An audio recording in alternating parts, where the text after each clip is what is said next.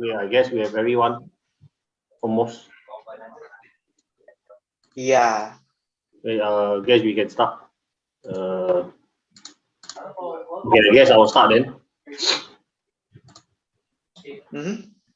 Okay. Hi everyone. Welcome to Strixhaven's policy meet. So the deans will be me, Michael, and Tami for basically the 3 countries. And yep, if you haven't changed your name to your actual name and country, so that we can do the attendance taking. Yep, next, so basically this is the rough outline of today's presentation. So basically, firstly I will speak a bit. Then after that, we will have policy changes by Kamadjaja, followed by Neil. He is a discipline master, so he'll teach you the golden rules of Magic, and also the multiplayer rules. After that, we have a recess. Basically, it's a break. So basically, during the orientation, before we start, we will have a photo taking session to confirm attendance. So you have to on your camera. So after the break, we have another photo taking again, and right before Q&A, we have our last photo taking before we will give out the QR code for the mini exam and feedback form. So okay, so basically after the break, we will have Riccardo, where he will do a lesson on customer service. Well, because we all know Riccardo is the grandmaster of customer service. And finally, we will have Wendra on quizzes and trivia. So basically for Wendra's session, you will need to have a Kahoot, but you can join Kahoot via your phone or your web browser. Okay, so before we start, I wanted to speak a little bit on the how to get your graduation voice. So let me share my screen. Change the screen up. Yep. So I hope all of you can see my screen. So basically, right here, there is actually 3 portions where you need to fulfill. So firstly is the attend the topics. So that's why you have to take pictures 3 times, right? Because you have to attend 75% of the topics, and one of them is Kamadjaja's policy update that is compulsory. Then we will use photo taking as evidence. Secondly, as usual, we will need to submit a quality feedback by 22nd of May, which means I give you 1 week to submit a quality feedback. So quality feedback consists of 3 parts. What you like, you tell the presenter what you like about the presentation. What can be improved. Hopefully suggest methods to the presenter on how the presenter can improve. So if you find that there is no improvement, the presenter is so great, maybe for like Kamadjaja, that he has been doing so many times and he's so good. Maybe you can give him additional suggestions on what he do very well, and how to upkeep the consistency of how well he has been doing it thus far. And of course, the last but not least is the mini examination. So inside the feedback form, we have 9 questions. You need more than a 50% score. So which means you need 5 out of 9 to be correct. Yeah. Tami, are you around? Yeah. Okay, so Tami will explain what you can do with the examination and the feedback form. So Tami, over to you. Yeah. Okay, for the examination, this time we change a little bit from the last time, because after you submit the feedback form, you cannot view your score immediately, and we will release your score on the 19 and 21 May. Yeah, according to the time that you see on the screen of the CJ. Yeah, and after you get your score, and if your score is substandard to pass the exam, at least 50%, you can retake it by edit your answer and submit it again. Yeah.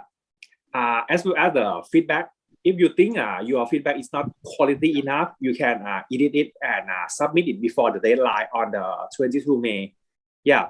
The score will be sent to your email. So on the feedback form, you need to put your actual and active email to get your score. Yeah. Thank you. Yep. Basically, what Tami say, the most important one is have your actual email so that you know what score you get. The second one is you can keep changing your answers and edit your feedback as much as you want. And basically, Tami will release the scores 3 times. The first 2 times, 19 May, 21st May. These timings you can see here, and the last one after the deadline. So I hope that no other questions for everyone. Yep. Okay, I think we can start on Vijaya's presentation. Vijaya, I guess over to you. Thank you very much. Before that, I think we need to take a video. We need to take a yeah. Okay. Attendance first. So wait. So okay, everyone, please take picture. You have to on your camera. Hopefully, I can see you.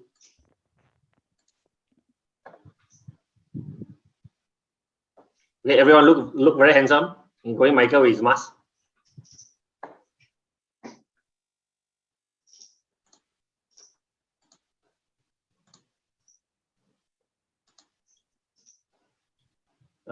Sia, when you're ready, you just take picture.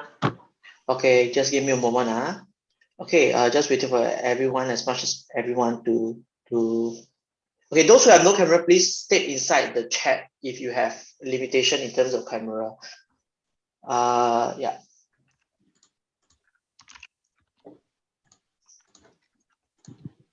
I think most of you can see your pictures really. Hold on, just a bit more.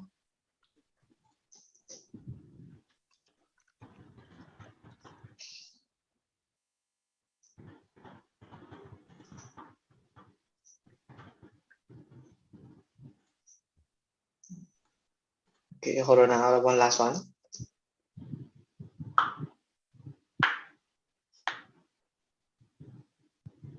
Okay, great. I think I have all the pictures ready. Okay, thank you everyone. Okay, thank you. Okay, I guess Vijay, you can start. Okay, thank you. Hello students, how's it going? Welcome to this Strixhaven update. So this is going to be the second update of this year. So we are going to get down to business really quickly since our headmaster here has already given the green light and also a bit of an introduction. Now, it's your turn to actually give a little bit of introduction. So we're going to start off with a little bit of this. Now, I know quite a bunch of you have already know each other. Some of you have already joined the first online update. So I'm not going to go through those people who've already come in, but rather I'm going to focus on those who actually just joined us today. So maybe those people who are actually new to this update, policy update, particularly those maybe people like, for example, I could see new faces like Dennis, who just joined us the first time around, and also our guest speaker, which is Riccardo. So maybe maybe the two of you would like to give some introduction, and maybe those who are new to this conference, would you like to give your introduction as well?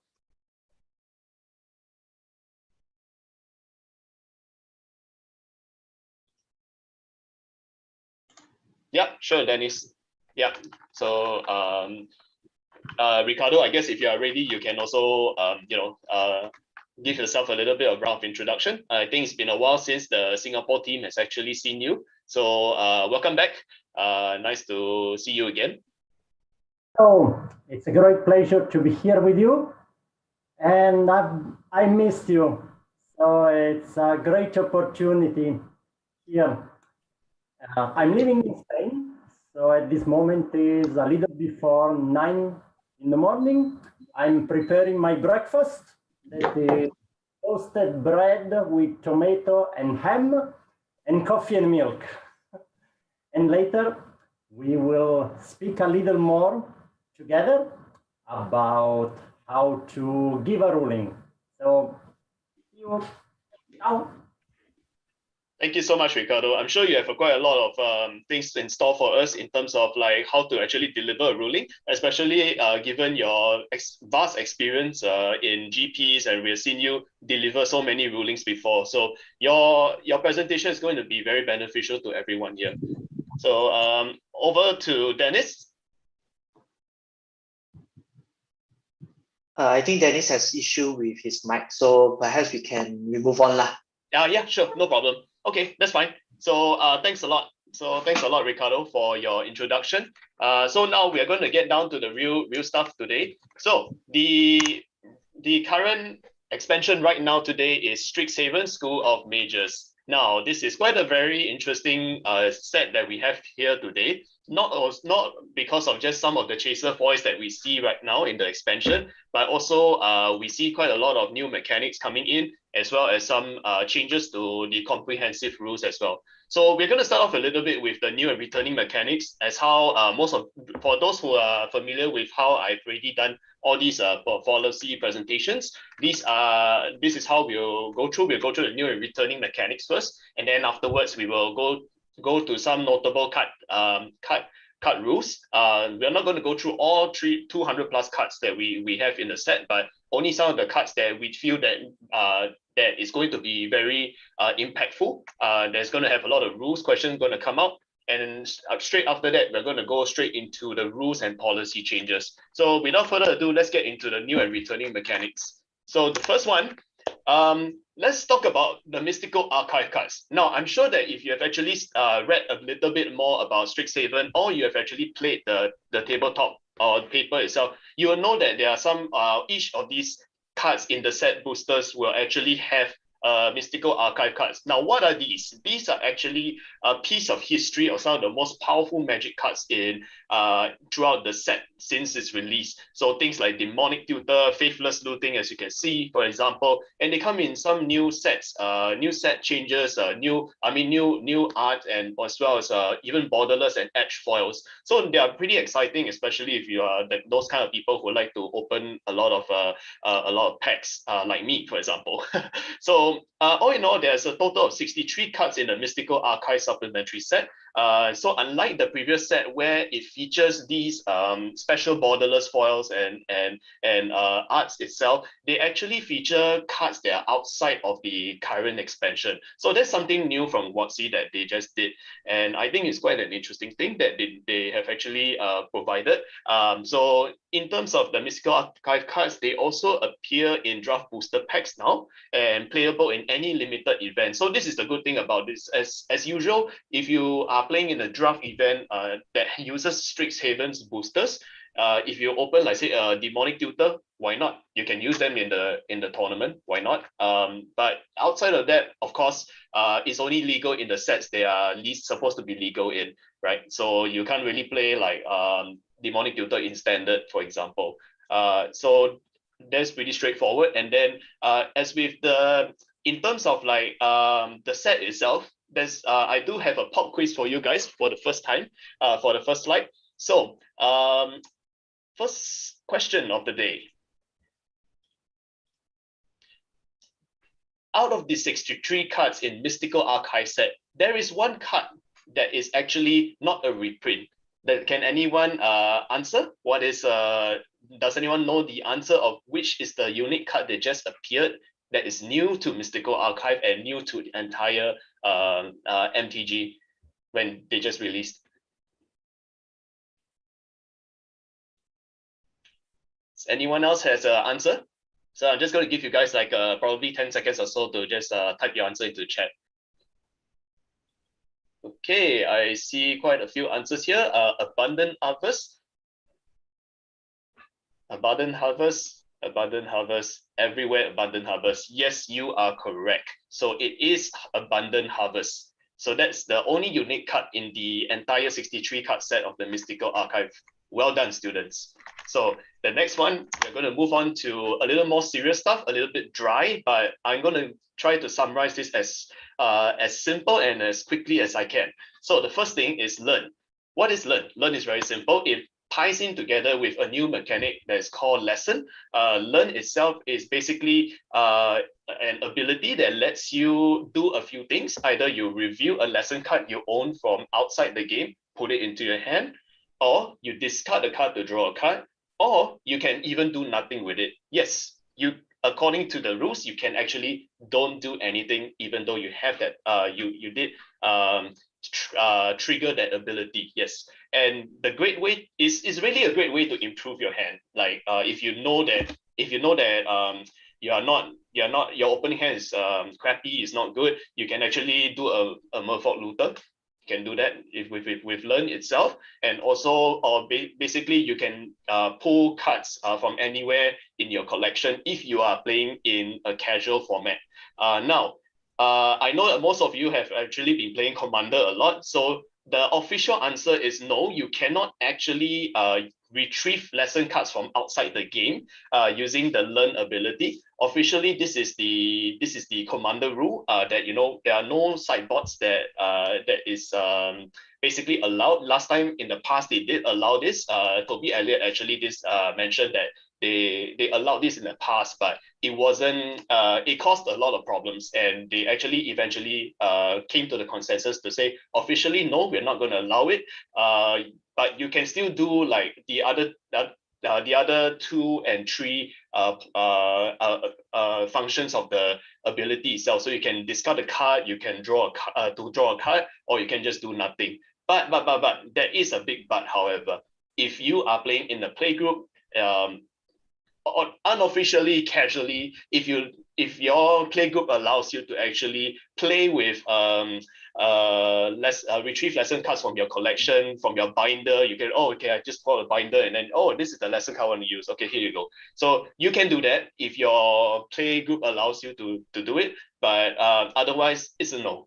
So unfortunately, that's the case. But however, in competitive constructed play, just a little bit of refresher here. Basically, when the game tells you to retrieve something from outside the game, that is basically only restricted to your sideboard and nowhere else. And likewise, if you bring a card from outside a game in a sealed deck or a booster draft event, that is only limited to your collection that you either drafted from or from the card pool that you built the deck from in the limited format. So moving on to the accompanying ability itself, which is lesson. So lesson is basically just a different type of sorcery. So as with adventure, arcane, lesson, and trap, something about adventure later that we'll get into in the later slides. But let's focus on the lesson right now. It's a lesson after all, right? So lesson cards basically they form a part of the learn mechanic. They appear in 20 different cards in like 5 monocolored uncommons, 5 monocolored rare cards, 5 enemy hybrid common cards, and even 5 colorless cards. So you can even play this in your Eldrazi, your Mraku deck or whatnot for EDH. Yes. Lesson cards, they are basically marked by the depiction of the scroll in the upper left corner. So you can see that arrow pointing over there. And aside from that, you can play a lesson card in your main deck, but you can't really fetch it with the learn ability. So why is that so? It's very simply, you are actually told to search it from outside of the game. So your deck constitutes a zone that is not actually outside of the game. So moving on, we are going to demonstrate now. When you always learn something in class, obviously your teacher is going to ask you to demonstrate. So that's going to be a very thematic part of this set. So in terms of demonstrate, what it is basically a triggered ability. And what happens is that if you copy the spell, when you cast the spell, you can copy it. And if you copy the spell, you choose an opponent, and that player copies that spell and may choose a new target for that copy. So you choose actually whether to make the copy as it resolves, not after it resolves. So and of course, if you choose not to copy it, nobody else will get to copy it either. So that's pretty straightforward right there.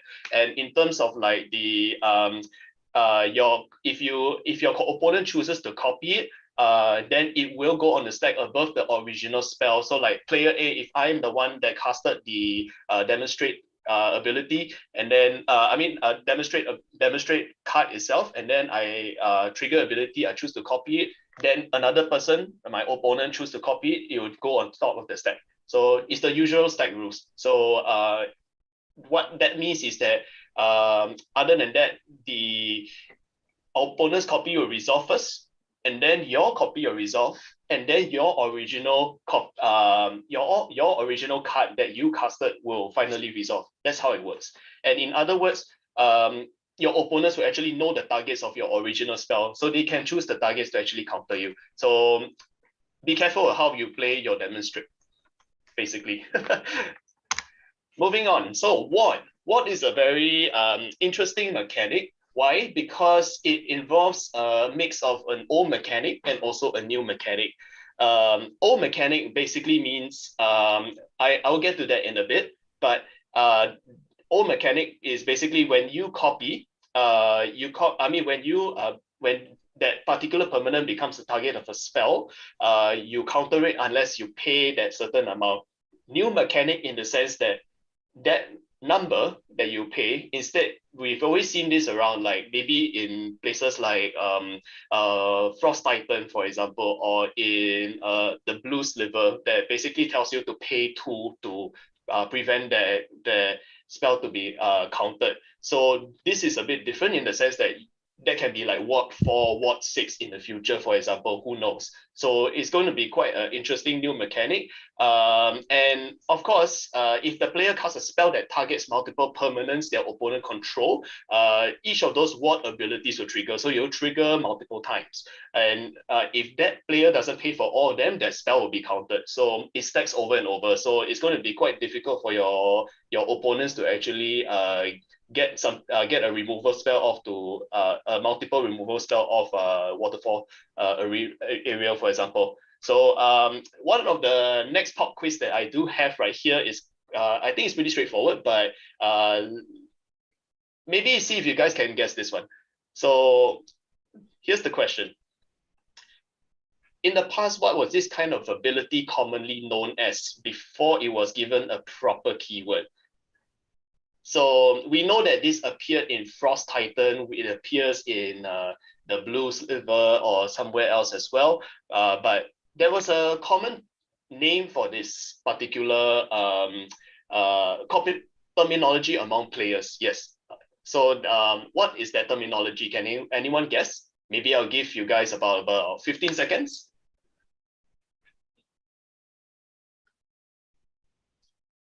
I see quite a few interesting answers here. One of it is a correct answer.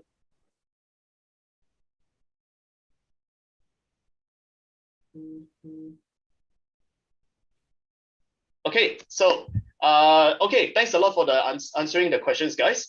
So the right answer is given by none other than Arif. Thank you for giving the right answer. The real answer is Frost Armor. Why? Because of its frequent appearance in popular cards such as Frost Titan. So Frost Armor, there's quite a few people have I've heard this terminology myself being bounced around in my EDH group as well, here and there.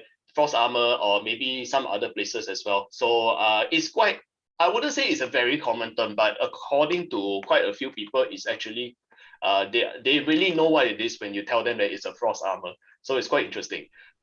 Yeah, moving on.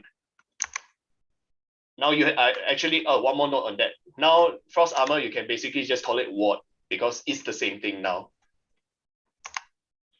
Now, going on to the next one, Magecraft. Now you see our dear Professor Onyx right there.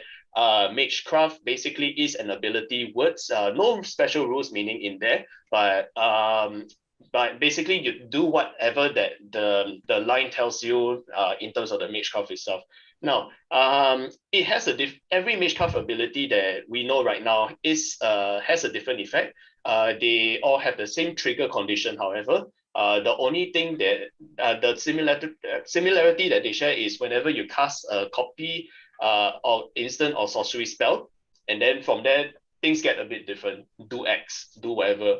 And if that effect creates a copy of an instant or sorcery spell, this will also cause the Magecraft ability to also trigger as well.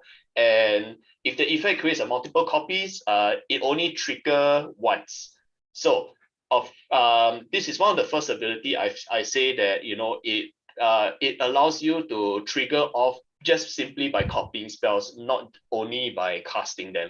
So maybe if you think about it, Storm is actually going to be quite interesting. It could probably be, maybe one day on Professor Onyx can be integrated into a Storm deck, for example, because you're literally going to be casting and creating multiple copies. So aside from that, pretty straightforward. We're going to move on to the next one. Next one is actually modal double face cuts. Now, you guys have seen this before in Kaldheim expansion. You've seen this before as well in the last expansion as well. I think, what's it called again? I forgot. Yeah, it's way too many expansions there. But yeah, Zendika Expeditions. Yeah, Zendika, Resurgence, yeah. So like all other, Zendika Rising, yes, thank you guys. Sorry about that. And like all other, so I think you guys are pretty familiar with the mechanics, but for those who are new, I'm just going to run through this really quickly. What are modal double face cuts? They are basically called MDSCs for short, and basically they are cards with two sides, but the unique thing about them is that two-sided cards like this, they don't transform, and it's a double face permanent. One of them normally it is a sorcery or instant, so it could be a different kind of characteristic. And the converted mana cost of the MTSC is based on the characteristic on the face that's been considered. What this basically that means that if you are casting like the sorcery part of the facing of the card, then you only consider whatever that card tells you, like the converted mana cost, the type of the spell, for example. And in any other zones is considering only the front face. So how do you know what is the front face? The front face is basically at the top left-hand corner, there will be a triangle at the top. So that is basically, that will tell you that is the front face. So moving on, we are going to go into notable card specific notes. So not going to go through, as I mentioned, not going to go through all 200 different cards because that's going to be very boring. Everyone will be falling asleep by then. So I'm just going to go through a few of the cards that I feel that might have a bit of impact to rulings, not only to just rulings, but also to games probably. So without further ado, let's go get ahead into that. So first thing, academic probation, quite an interesting control card. But as you see, there are quite a few interesting mechanics that you see here. One is the first ability, choose a non-land card name. Opponents can't cast spells with the chosen name until your next turn. So what this means is that no one can cast spell between the time a card is being named and the time that the academic probation effect starts to apply. So aside from that, if you are able to cast academic probation outside of the sorcery rules, spells with the chosen name that somehow happen to be on the stack already will not be affected. So it's like, I would say something like silence, for example. If you cast a silence on the stack on top of a spell that's waiting to be resolved, then it won't take any effect for any kind of spell that was under it before it resolves, for example. And if you target a non-creature permanent with the second mode, and it later becomes a creature, like for example, Gideon, then that creature won't be able to attack or block until your next turn. So moving on to the Ardent Dust Speaker right here. It's quite interesting, uncommon. I like this uncommon a lot. Aside from that, you can see that some of the abilities involve quite a bit of exile. Now, this raises quite a bit of questions, especially when it comes to like how are the exile cards being treated. So to answer your questions right here on the spot, basically Ardent Dust Speaker, when you do exile the card, you exile it face up. And you may still play those cards even if it leaves the battlefield or another player gains control of it. Now that's a very good, that's one of the better mechanics right here, because normally when you have this kind of one-off triggers or normal cards like this, you normally once it leaves the battlefield, that card is considered lost forever for the rest of the game. So this is quite an interesting mechanic here. And aside from that, playing the cards exiled still follows the normal rules. So if it's a sorcery, you can only cast it at sorcery speed when the stack is empty or during your main phase. And I mean, normally it's during the main phase anyway. But aside from that, you must still pay the cost and you must still follow any kind of other timing rules. So moving on.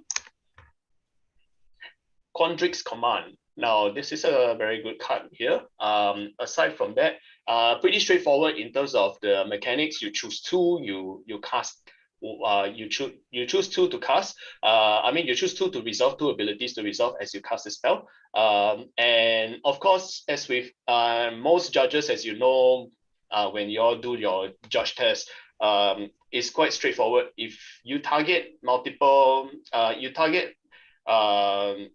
targets, for example, and all the targets are illegal as it tries to resolve, it will do nothing. And if one of the target is still legal, it will try to still do as much as possible.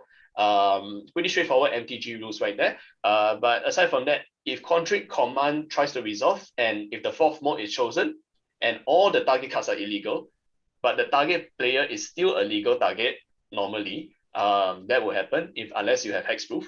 Then that player will still shuffle their library. So basically what this entire paragraph tells you is it is trying to resolve as much as possible. So as long as there's at least one legal target. That's the takeaway right there. And aside from that, moving on to Radiant Scroll Welder, you can still pay the mana cost while casting the exiled card, which you can see right there. And you must follow all timing rules as usual. And if your spell, basically instant or sorcery, you control, with lifelink deals damage to you, you gain and lose that much life simultaneously. So what that means is that you like say if you gain 5, you lose 5 within that same spell. You basically don't change your life total at all. So you don't lose the game because you lose the life first and then you regain the life, or you regain the life and then you trigger something and then you lose the life afterwards. So that doesn't happen right here. So basically your life total just doesn't change. And some instant and sorcery spells deal damage rather than deal damage themselves, So in this case, you won't gain life for that kind of damage. So moving on, we're getting into even more interesting cards right here.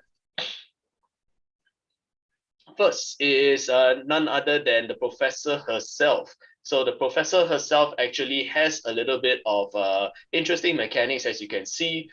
First is the first ability. When you need to you lose 1 life, you look at top 3 cards of your library, put that into your hand, the rest into your graveyard.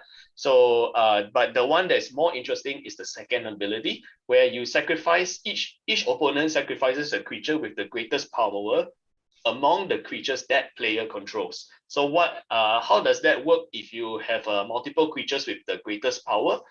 Basically, you go, that player choose which one to sacrifice first. And then if you have another opponent, the next opponent will choose which creature they're sacrificing. Then each other opponent does the same thing. And after that, they're all sacrificed at the same time. Same thing as like each player discards a card. People, normally what they do in EDH is that they take the card, they put it face down first, until everyone has chosen the card, and then they flip it up, show everybody, and then they put it into the graveyard. So I think that's a very easy, straightforward way to, avoid misunderstandings. So other than that, the last loyalty ultimate ability basically tells you if each opponent may discard a card, if they don't, they lose 3 life. You repeat this process 6 more times. So how does this work?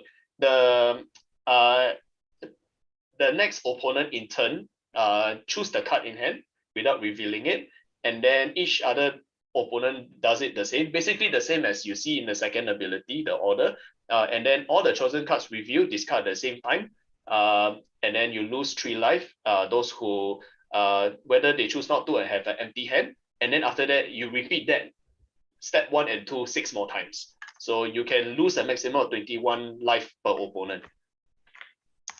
Now, moving on to even more interesting card mechanics. This one's going to be quite, this one, I think it might spark a little bit of debate, but let's get to it first. Oops, not this one, but never mind. I think it's in the next slide. So I think in terms of, okay, so we'll get to Rowan and Will. They have returned again after coming back from the other offshoot expansion. So Rowan and Will, quite interesting.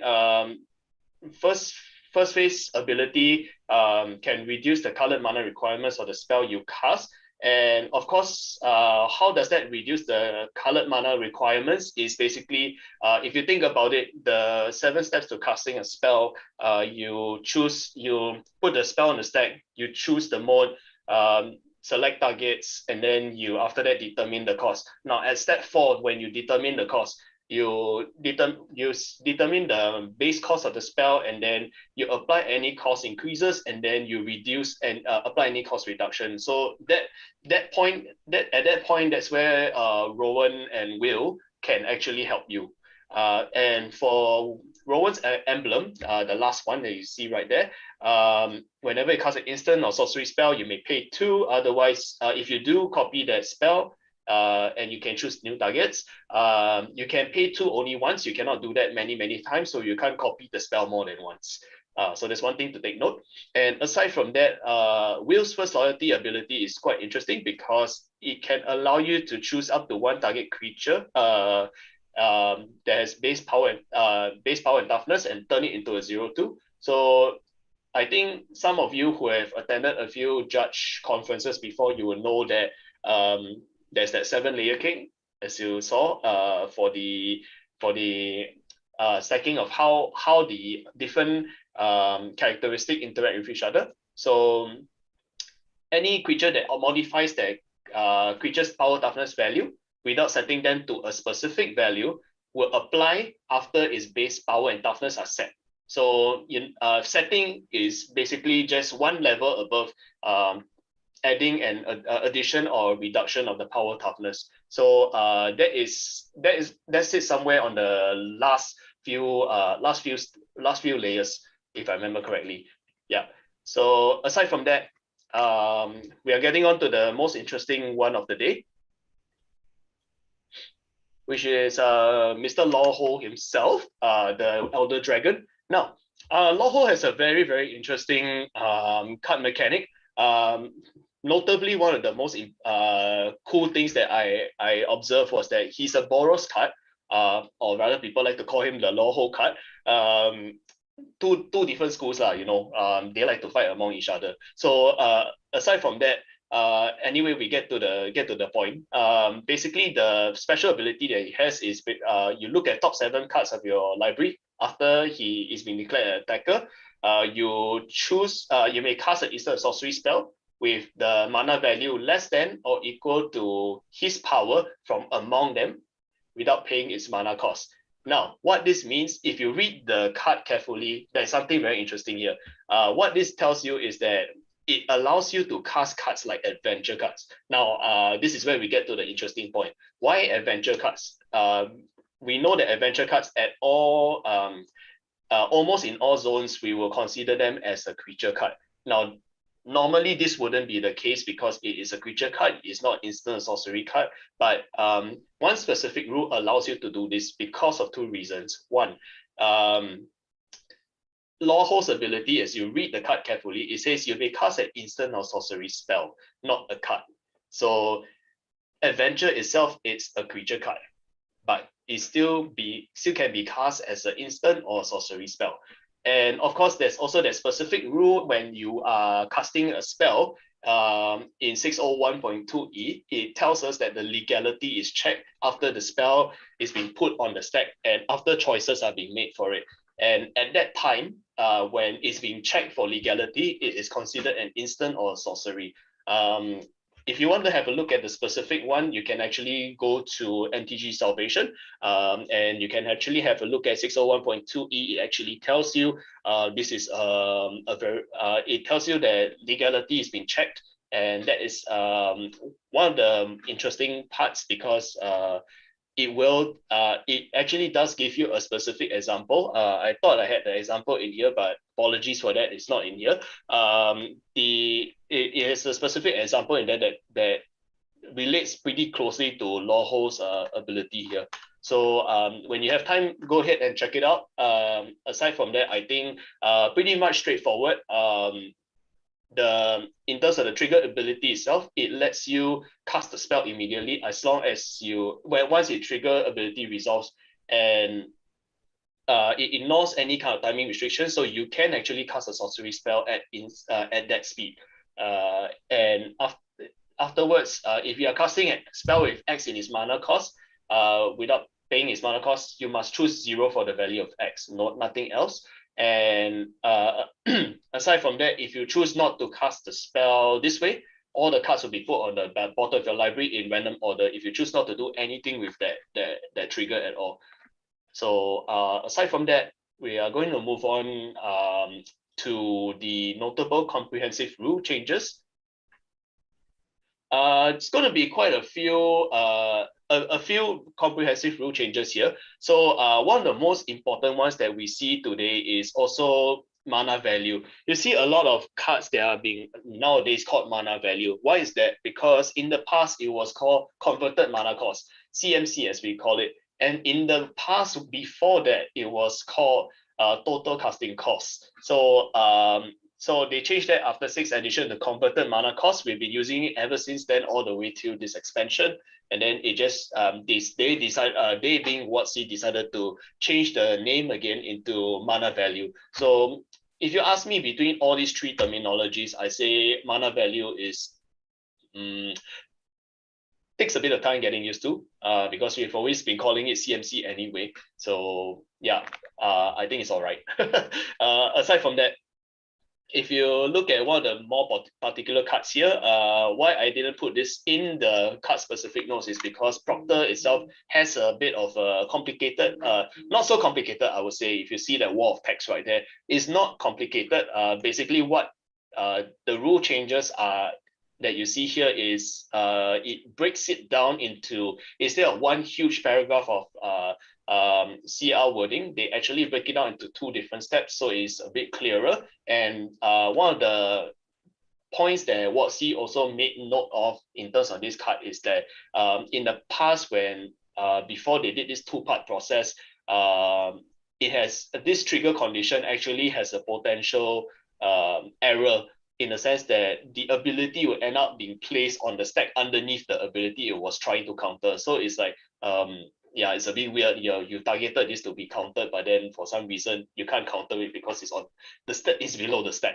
So what they did is actually they reworded 603.3b. They turn it into a 2-step process. Basically, each player AP NAP order, they put the trigger ability they control. There isn't another ability triggering on the stack in any order they choose. And then afterwards, the second step, each player puts all the remaining trigger abilities they control on the stack. So in that way, I think, yeah, it should solve the problem pretty well. So moving on. Other than that, these are very minor changes, but I think it's quite interesting, especially if you're playing EDH or Commander. So 800.4G NF basically talks about making choices for a player that is really out of the game, whether you defeat him or he decides to leave the game. And if, like, say, an object on the game, the current game itself, after the player has left already, requires some kind of decision to be made, whether it's paying a cost, especially when it's paying a cost, in fact. And the controller, the object, chooses another player to make that choice. In the original, choice was to be made by an opponent of the controller of the object. That player chooses another opponent if possible. Aside from that, if the rule requires a player to make a choice, then the next player in order, so like say if player B was sitting next to me and then there's player C, player B is already left, then player C will be the one making the choice, not myself. And previously it wasn't very clear how that was being, how those choices are being made in the past. And moving on in terms of activation, last time there was something called like activate this ability only if you could cast an instant or sorcery. So now they have actually been received an errata in the Oracle. Next time when you open up your apps that uses the Oracle system, you will see there's a bit of change there. they'll just say activate only as a sorcery. If like say if like say the card that allows you to activate an ability, only anytime you could cast a sorcery or instant. So you will say activate only as a sorcery or instant, or but not sorcery or instant, because essentially if you can cast an instant spell, you can cast a sorcery spell, you can also cast an instant spell at that same timing anyway. So they made it a bit shorter at that point. So out of that, there are many rules and Oracle wordings that have also been updated, but mainly they are just being made clearer. Nothing special out of that. So we come to the end of the update for this expansion. Thanks a lot for listening in. Other than that, do you any of you guys have any questions? Maybe I can take about maybe 5 minutes to actually run through any questions that you guys may have. Otherwise, we will move on to the next segment of our presentation.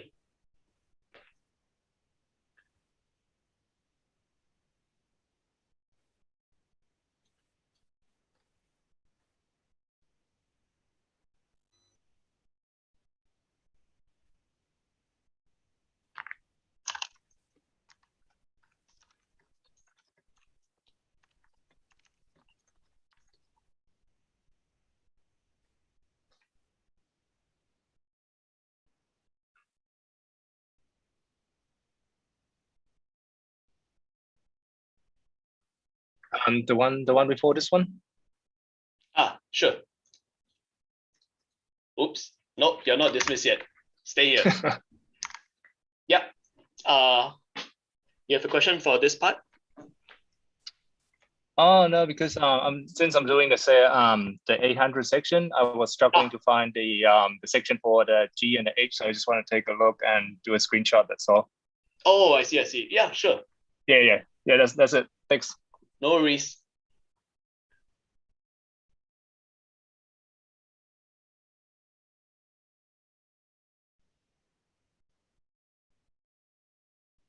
Okay, so Benny asked if there's a card that if there is a card that can make us activate equip as an instant, can we override the Bloodthirsty Blade example that we see on the right?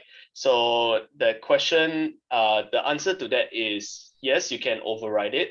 I mean, if okay, maybe the better way to answer this is if this person who controls Bloodthirsty Blade activates it, they can only activate it as a sorcery. What this means is that the only time you can activate it as a sorcery is when the stack is empty, and normally it's during your main phase. And if you activate only as a sorcery, then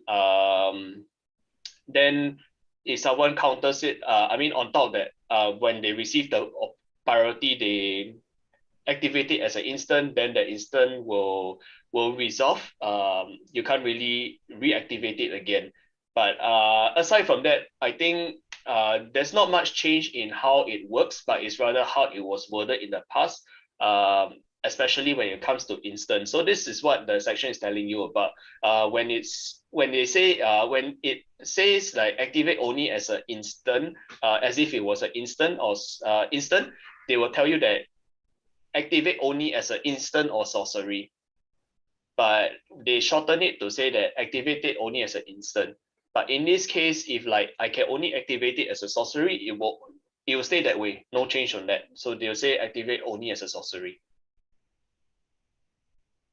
Yeah, so I hope that answers your question.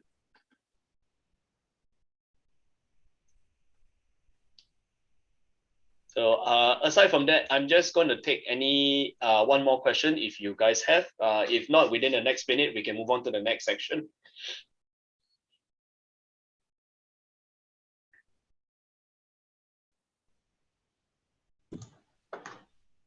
So any more questions we have for Wendra?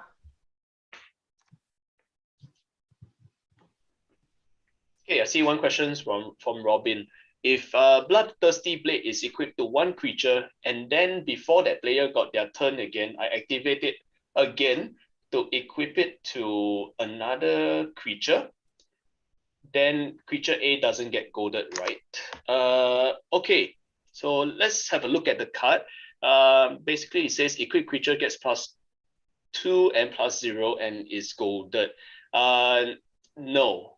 So if their blood, basically that ability will only apply once that blade itself gets attached to a creature. So that creature that, okay, in this case, creature A doesn't get golded because it's basically not being attached to the blade is basically not being attached to the creature itself. The final creature that is being attached to will actually be the one to be golded. Yes.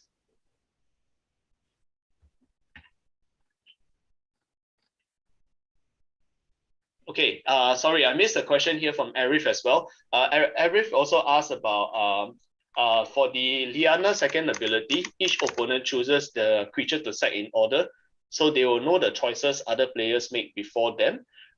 In this case, okay, let's have a read at this again. Second ability, each opponent sacks a creature with the greatest power. Okay, yes, they will know the choices. But once you make that choice, you cannot actually change that choice, of course.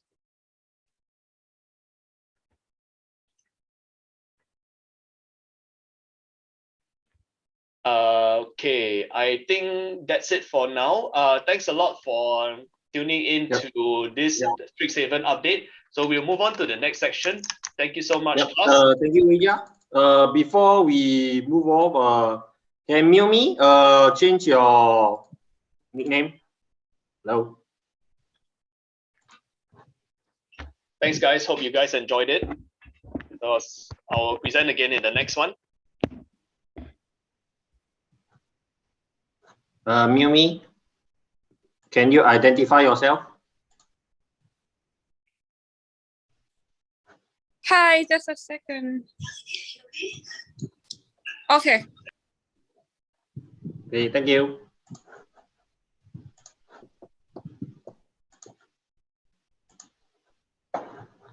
All right, so we will move off to Neil, who will be presenting. Who will be presenting the golden rules of Magic and the multiplayer rules. So Neil, over to you when you're ready. Thank you.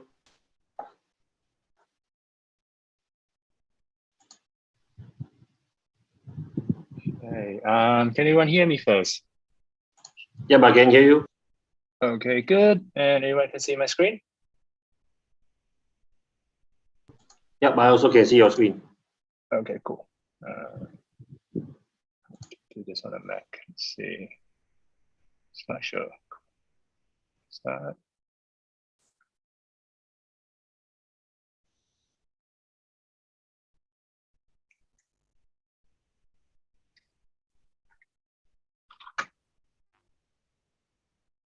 All right. Okay. Hi, everyone. I hope you always have a good afternoon. So my name is Neil, and I'm a level 1 judge from Thailand. Nice to meet you all. So today, here we go. Okay, now starting. Okay, so today's lesson will be about the Magic Golden Rule, so 101 and the 800. So fortunately that some of the parts are actually overlap with the previous slide a bit about the AP and AP and the stuff. So I think it'll be good to go over that again. So yeah, so let's get started. So 101 rule is interesting in that I found it to be like a basic framework for Magic.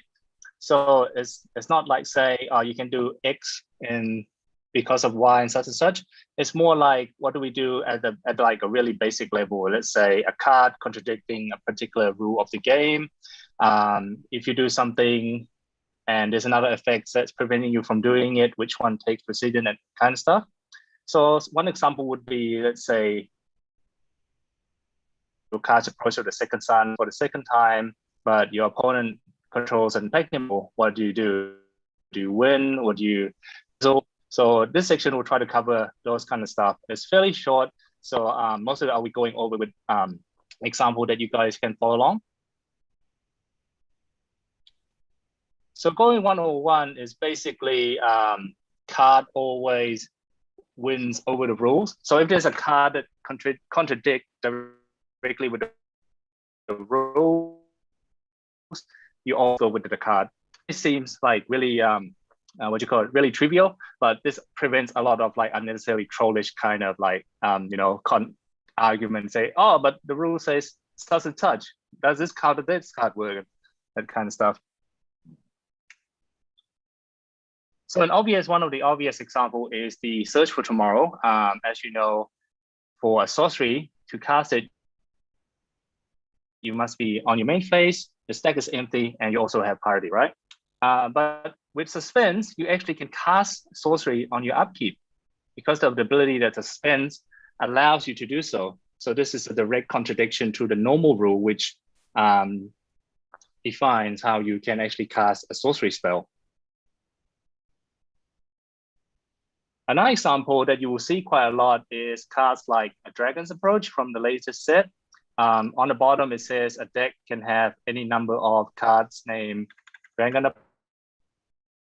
Approach in them. This contradicts with the normal rule that says you can only have 4 in it, right?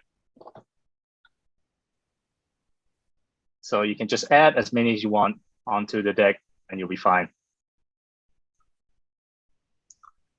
Okay, so that's it for 101. It's pretty straightforward and very simple. The next one is the 101.2, which is if you have an effect that tells you to do something and another effect that prevent you from doing it,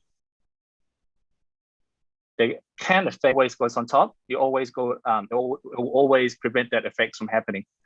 Please note that this is different from the adding or removing ability. So if you're thinking about an archetype from the Theros block, which preventing you from gaining an ability and adding ability like flying, trample, and so. That's on a different rule. That's under 113.10.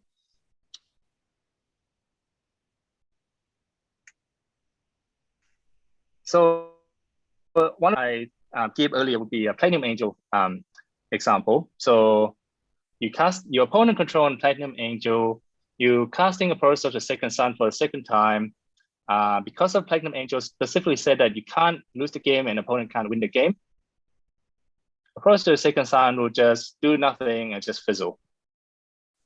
Similarly, if you try to make your opponent lose the game, Platinum Angel will stop that as well. One thing that you might want to be careful with is it doesn't actually have to contain the word can. It just has to be written in a way that is preventing you from doing something. A really good example would be from the previous standard. Yeah, you guys probably remember this guy. I don't think anyone likes him. So with the Fury Time Reveler, it states that you can only cast a spell anytime you could play a sorcery. So even though it doesn't have the word can in it, it's still treated as a prevention effect. And the ley line of anticipation just says you can cast a spell as a flash, but it cannot override Teferi because Teferi says, well, you can only do as a sorcery and Teferi wins. Okay. Yeah, no one likes you, Teferi. Okay. And the next one is the one that Veja talks about earlier is about, oh no, sorry, that's a different one. This is the do as much as you can one. So if you have any instruction telling you to do something and you find that it's impossible to perform, you just stop doing that action and try to move on, it's ignored. In many cases, there will be specific instruction on what to do when you can't do something. For example, pay X. If you can't pay X, do Y or do X. If don't, see it happen. So just remember, the acronym is DAMAYC, do as much as you can. So what is some example of this? So one example that you might found from the, I think it was the modern Spell Oops deck. So that deck only has non-land card in it, right? So when you activate a Goblin Kamadjaja, what do you do when you just exile your whole library and haven't found a land card? So basically, you just exile everything, and once you at the end you go, oh, I can't find any more card to exile. just move on to the next bit, which is do damage equal to the number of card revealed. And just shuffle everything back in. You're already doing as much as you can in the sense that you're already reviewing your whole library. There's nothing more for you to review. So you just carry on. Another example would be elucidation. Some of you might have seen this if you look at some YouTube videos. So let's say you're casting an Isuri predation when you have parallel life up. Can anyone just quickly, just to make sure everyone's awake, how many tokens do I get from Isuri predation?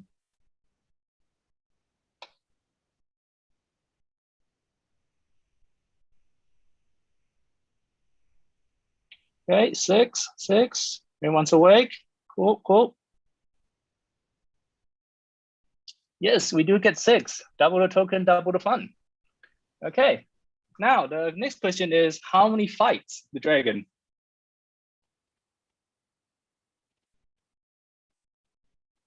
I see 3. I see 6.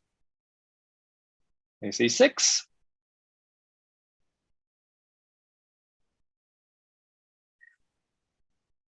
All right. So if you guys got 3, 18. All right, cool. So so if you answer 3, you are correct. Give yourself a pat in the back. So these beasts will try to fight the dragon and they will die valiantly. So why is that? Well, if you look at the last part of the Isuri predation, it's stated that each of the beast token we need to fight a different creatures, right? So it's not possible to fight different creatures when you have 6 and they only have 3. So you just choose which 3 will fight. That's already doing as much as we can. We already fulfilled the card condition, and then we move on to the fighting phase, and voila, you only get 3 beast token left. Cool.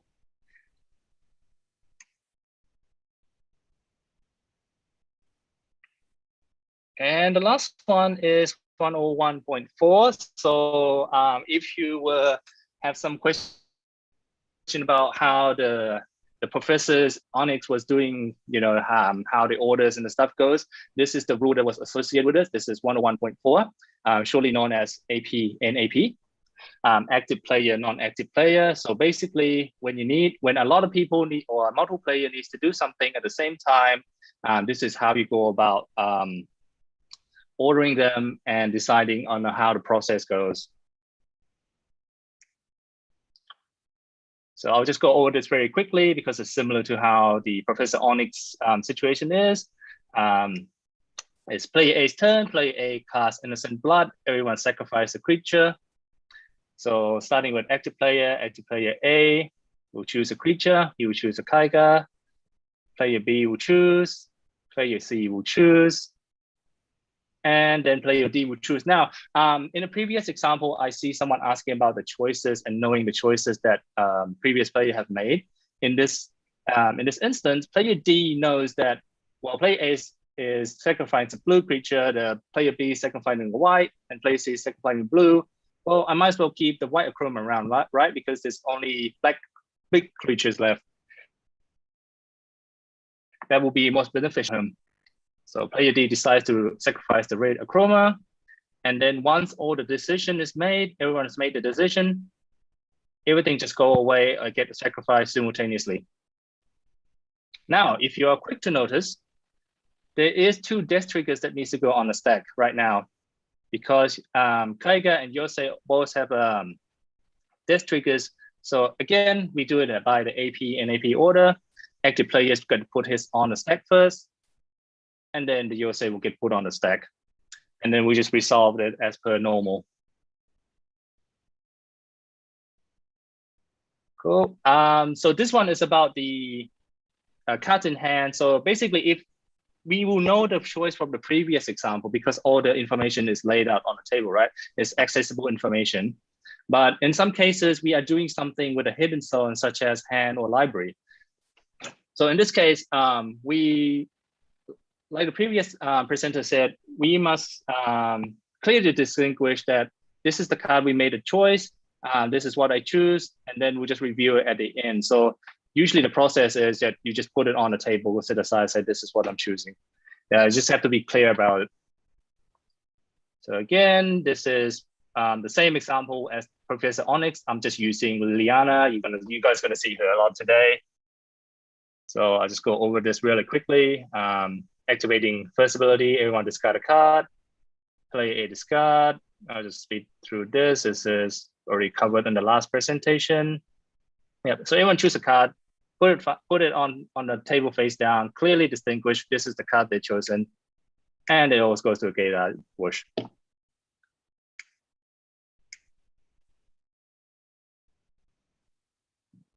Point C is basically if you have to do multiple things, you just do it in the order specified. So this deals with card like the model spell, or in the last previous example, Liliana's ultimate ability.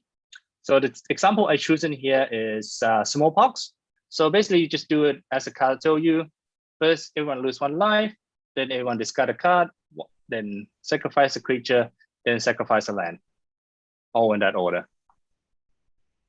Now here's an interesting bit. I did take a little bit to process this. So if you don't get it on the first time, please don't worry, and you can ask me afterwards.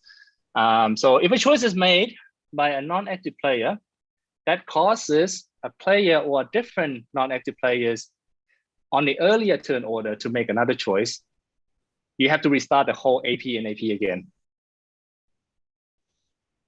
So thank you, CJ, for giving me this example. I would be so lost without it. So let's say this is a table with 3 players.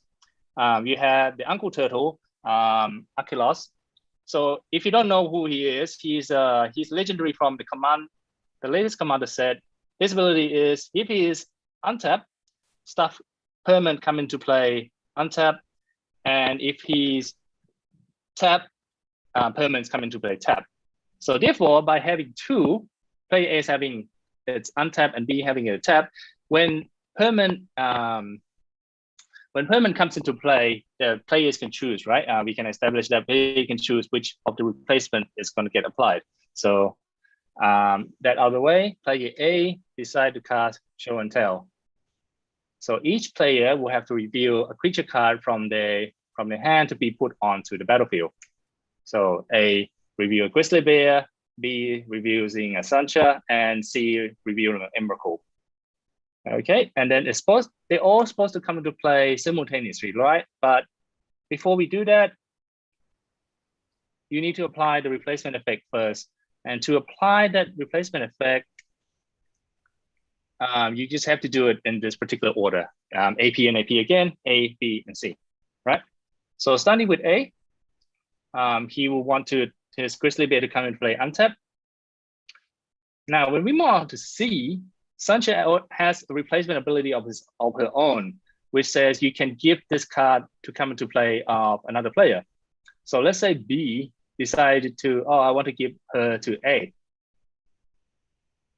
Now, because A has to make another choice of whether to have his Sancha come into play tap or untap, player C will have to wait because the process is restarting. You go back to A again because now A has a choice to make. Player C will get to wait until what he does with Sancha first, then he can get to make his decision. So let's say A decided to have that come into play tap. Now C's get to decide. And then everything comes into play all at the same time. And here is the full detail of that written in text. If you wanted the full copy, if you want a PDF copy, this is what you can read through and try to understand the process a little bit more. Okay. So that is it for 101. It's actually, like I said, it's actually quite short. There's only 4 rules in it. Make sure if you're gonna take away from anything, I think point 3 and point 4 is probably the most important. Yeah, Chris, it's very interesting. It's super mind blowing. So if anyone had any quick question about 101 or anything, you can toss them out now before I move on to 800.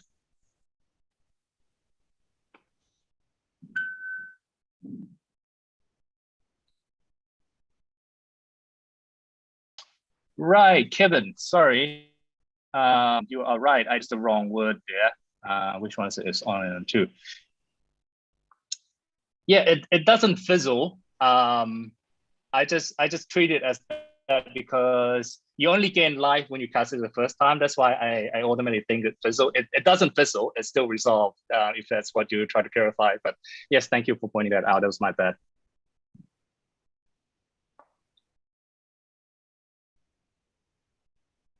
It's just resolved and doesn't do anything. Sorry, I can go through that again. Okay, cool. Sorry.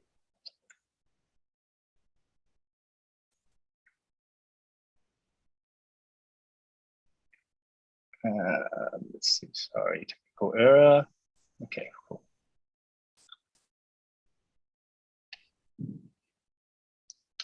You can only get you're going to get 7 life when you cast it for the first time. Okay. Okay, let's move on to the 800. So 800 is the multiplayer rule. Okay, so it's a bit lengthy, and I only choose to cover 800.4 because that's probably the most important one. The other one is quite trivial. It deals with like how do you choose the order, what to do when you're mulliganing. That's pretty straightforward. I would recommend you read that in your own time.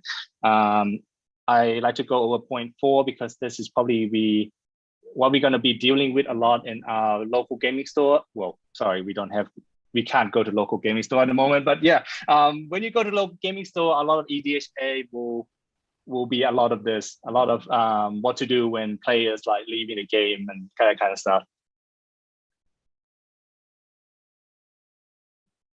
Okay, so the first one is quite lengthy, but basically it deals with how you treat an object when the player that owns it or controls it leave the game. So I'm not going to go through read all through all that. It's going to take a while, but I'm going to let's first review what is an object. So an object is anything that is by the game or any card that you cast, anything on the stack, any emblem that you have, any creature you own. So that the process of like cleaning this up, like when player leave the game is, sorry. My bad. Okay, so if you leave the game, everything that you own, any object that you own, you will also leave the game as well. After that, you will deal with anything that is controlled by another player and owned by you. Okay. So to give an example, it will be much more easier to understand. So let's say if your opponent is enchanting your creatures with mind control, right? And then this your creature, you decide to leave the game, and that creatures, because it's belonged to you, you owned it, it will also leave the game as well, and the mind control will just go to the bin by the state-based effect. Conversely, if you are the one controlling the mind control, oh, that went a bit too fast. If you're the one that own the mind control will leave the play as well, and the creatures will just go to its original creatures because it's mind control. Arif, right? Yeah, so the creature will just go back to its original the original controller in this case. And you would also do the same with like temporarily control effects such as Celia's Conscript. So if you seal something with the Celia's Conscript and you leave the game, you just keep whatever you steal back to the opponent or whoever controlled it at that time.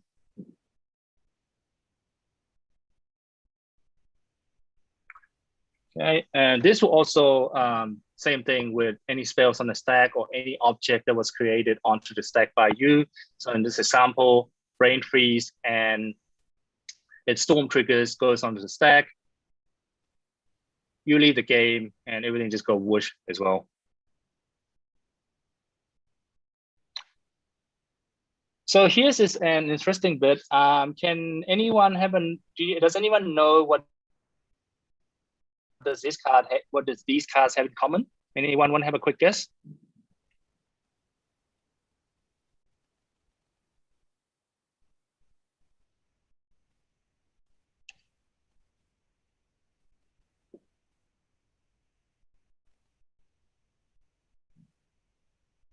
Very good. You guys are awesome. Yeah, so basically all of these things does the same thing, right? It steals something that does not belong to you. And the funny and interesting thing is, yeah, that's a terrible draft. We're not talking about art. You can make an argument about Reanimator if you like gothic stuff, but yeah, all of these cards, you take something that does not belong to you, is owned by an opponent. So for example, for bribery, you take something from the opponent's library. Desertion, you steal something from the stack. Reanimate, you steal something from the graveyard. And since it comes into play directly under your control, there is no previous controller to give it back to. So this is the last bit of the cleaning up, right? You look at anything that you control and owned by another player. So when you leave, anything that you bribe, you deserted, or you reanimate, it needs to go as well. But since it doesn't have a previous controller associated with it, it just get to get exiled. And in a reanimate case, it doesn't even go back to the graveyard because the creature didn't die. It just ceased to exist, as I would like to say. Okay, cool. You guys are like on top of the game. So B deals with anything that's going to get given to the player that left the game, or anything that's going to be created under the player that has left control. And it's also deal with being like controlled by another player as well. Sorry. Just to give a quick statement, because of the rules that you can concede at any time, you can actually leave the game during resolution of a spell. This is why we have all this, because you might think that, well, if the guy already left, will he not be there and the target is already fizzled? Well, there is a clause that says you can leave at any time during the spell resolution. That's why we need to have these kind of rules, just to like clean it up and not getting rule lawyered and everything. So an example would be that if I control Card of Doom and I want to give it to someone, and during the resolution, that someone has left the game, then Cloud of Doom will not go with the person and left the game. It will just come back. It will just stay with me, because that player is no longer viable. He's no longer able to move there, so it just stay with me. For the token example, an obvious would be the Forbidden Orchard. You tap it, you try to give someone a token. They left the game. The token doesn't get created. And of course, with Mindslaver, if you get Mindslaver by someone and he or she left the game, you know you are free. You're a free man. You don't get mind control anymore. No. So a quick recap of this is, when you leave the game, any object owned by you is removed. So anything on the stack, anything on the play, any permanent, any emblem. And that any object controlled by you but owned by an opponent is given back to its controller. If you can't, in the case of like desertion and animate dead, reanimation, you just exile it.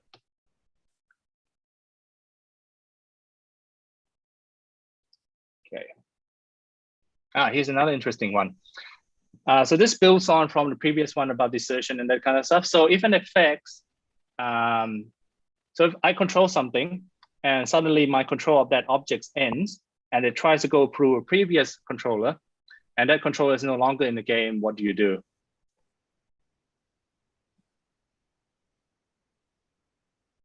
Chris, all these abilities, a target, would that means all target have been removed and ability counted? Yeah, that's what I said, right? Like, that is during resolution.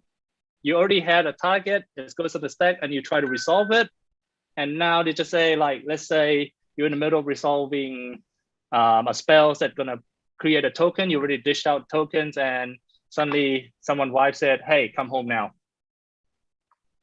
So in a sense that the spells is already resolving. That's why we need these kind of rules to just like clean things up. Yeah, or girlfriend, whatever you got, whatever's appropriate. Right, so back to C. C is when, let's say I control something, and then that control is taken away from me, or the control effects ends, and you're supposed to pass it back to the previous controller, but previous controller has already left the game. What do you do?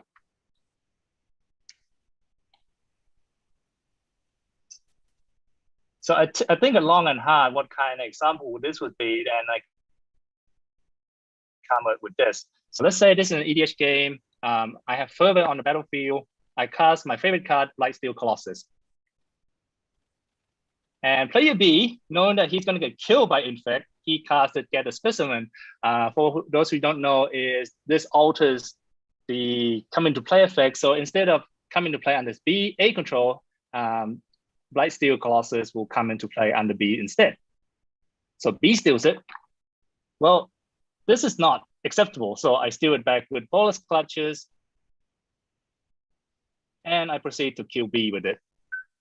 C, fearing for his life, decide to cast Neutralize on Bolus Clutches. Now, the question is, where does the Colossus go? Because it was previously into the battlefield under the control of B, it will try to go back to B because my control player A's control effects already ended because Bolus Clutches was put into the graveyard. It will try to go back to B, but it can't because B already left the game. So in this case, I do not get a free Colossus. The Colossus will just go whoosh. So I'm just going to let that sink in a little bit. Just make sure that everyone's on the same page. And we're talking about noodles. Please don't talk about noodles. I haven't had my lunch yet. Okay, cool. So right, if we take so this one is deals with delay trigger ability and leave the play ability. Right. So let's say I die and I do have a delay trigger ability left lingering. Like for example, a good example would be flicker whiffs. If I flicker whiffs, man, that's a mouthful. If I flicker whiff something and I die before at the beginning of the end step, that trigger do not get put back onto the stack because I already left the game. That trigger would have to be owned by me and created by me. Since I have already left the game, it just doesn't get put on the stack, and whatever that was exiled by flicker whiffs will just stay in exile forever. Same case with Oblivion Ring, because the way that worded is that when it leaves play, you return that whatever you exile to the opponent or whoever control that permanent that was exiled. So in the same case that you don't get it back as well, because when you leave the game, Oblivion Ring get removed as well, and there is no time for the leave the battlefield trigger to go onto the stack because you're already there. You're not there anymore. And this is different from cast out though. Just to give an example, because cast out does not have an trigger associated with it. So once it's leave play, you just toss whatever you exile with cast out back to your opponent.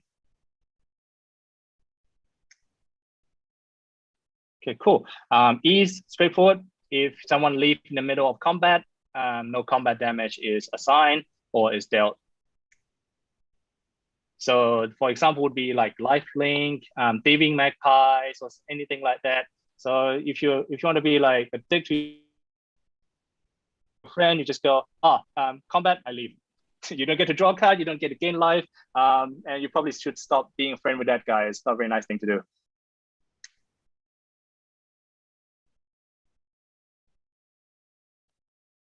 Okay, so this is all about the costing that was and that did a rule change that I asked about in the previous slide. So there's 3 sections associated with this: F, G, and H. So if it was F, it needs to be a cost associated with something. It's implied that no cost is paid. If it's G, you need someone to make a decision, and that player is no longer around to make the decision. You just pick another one to make that decision for you if possible. But if it, and also H is the same one, but it's just, you just toss it to the next player.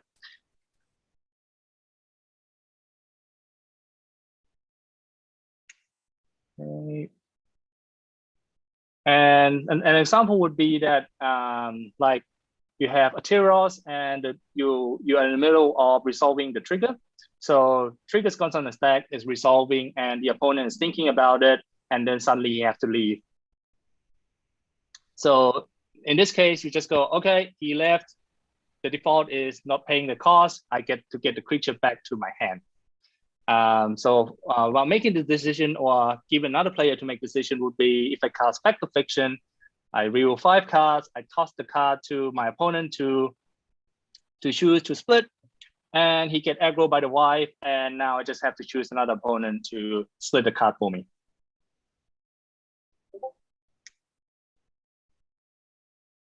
If possible, we can try and use the last known information though. So this applies for player as well. So an example would be Biomantic Mastery and Fact or Fiction. So the way that Biomantic Mastery works is that you target 2 players, and if one player suddenly left the game during resolution, you just look at, oh, okay, before he left, he has 100 tokens. So I draw 100 cards from him, 5 cards from the other guy, and yada yada. For Fact or Fiction, I guess we could do like, we were splitting the power was split, and it was me waiting to choose. And then the player that made the split left the game, I can just still choose from the same power that he has dealt to me.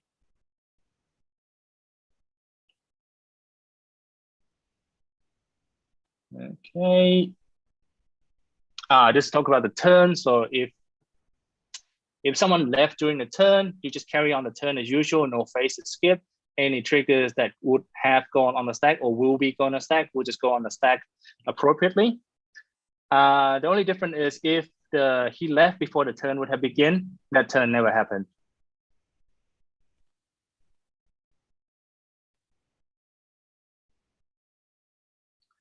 So if litigate, this is an interesting one. So if there's any continuous effect owned by that was caused by the previous player, and then he left the game, that effect does not end immediately or doesn't go on indefinitely.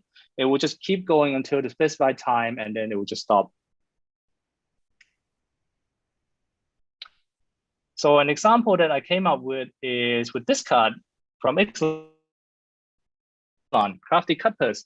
So with this card, you are modifying is a continuous effect that causes a token to come into play. That will be created to come into play under the Crafty Cutpurse control instead. So let's say player A has fully resolved a Crafty Cutpurse with his ability, and then he gets Lightning Bolt by B. He dies. He left the game. The effects still is around. The effects still lingering around. And then if player B tried to do a raise and alarm to try to create the soldier tokens, the soldier tokens will still try to go on to the battlefield under A's control because the continuing effects still apply, still lasted and hasn't expired yet. And because A has left the game already, all the token will just don't get created, and that will be the end of that resolution of raise the alarm.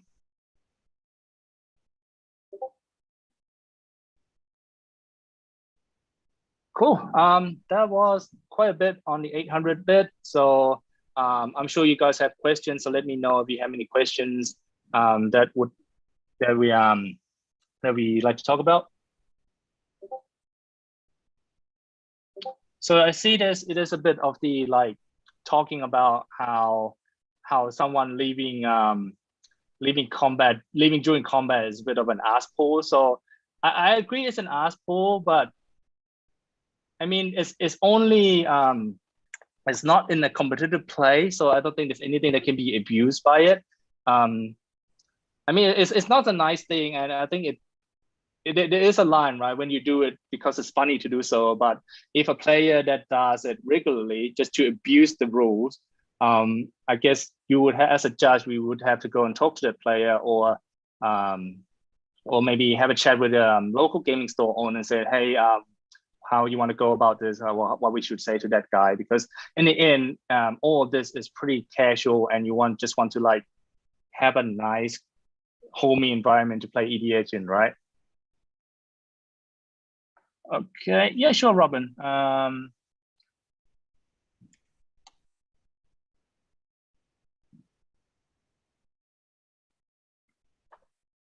I think all of this will be available. I think Nick will make this all available to everyone, right? And this is recorded on YouTube, right? So people can just go through again as well. Yep.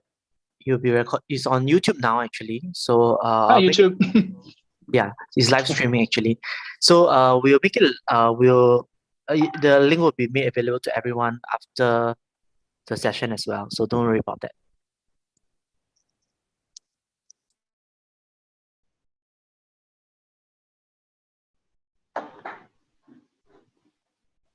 Okay, so do we have any more questions for Neil?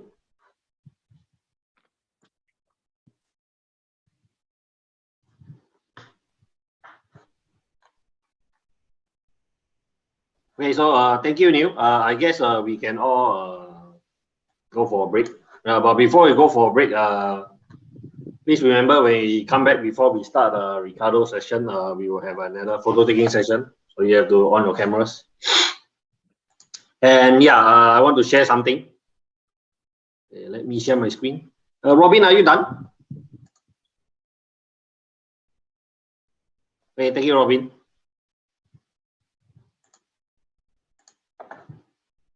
All right, cool. Yep. So can everyone see my screen? So basically, I want to remind everyone again, if you fail graduation requirements, you are supposed to not get any foil. But one will be sponsoring one particular foil for you, which is right here.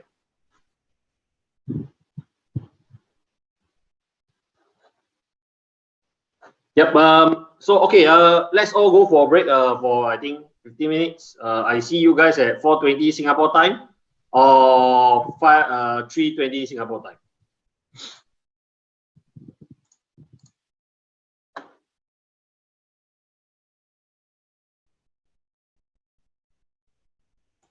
All right. So thanks. See you guys soon.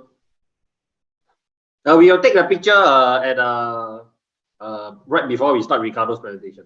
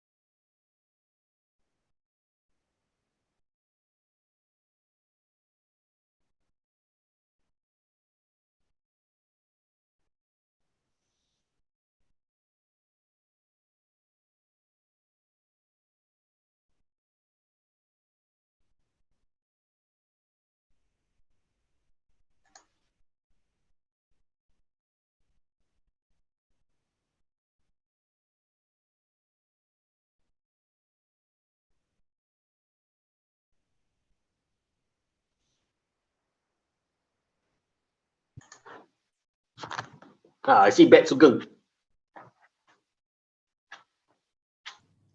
Yes, you see me. I'm actually just finished eating lunch with Nora. Oh. So. I'll eat cold noodles. Nora, what are we eating? Sorry, just letting you guys know it's still live streaming on YouTube. Oh, oops. Just saying. Oh, you can be a superstar if you want.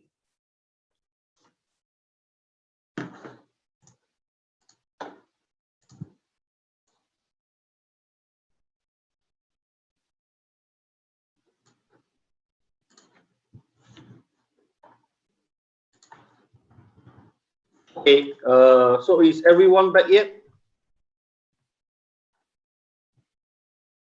No. Because we're gonna have our photo taking session soon before Grandmaster Riccardo will start on his session.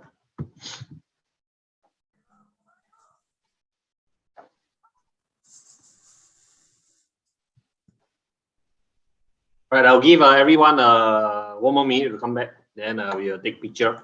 Yay, picture, yay. I should stop sharing my screen. Oh, already stop.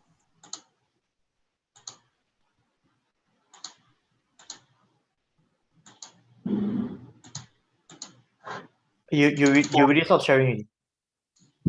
Okay. Okay, so Okay, when you're ready, you can take picture. so everyone, please switch on your camera, please. Wow, Missy so handsome.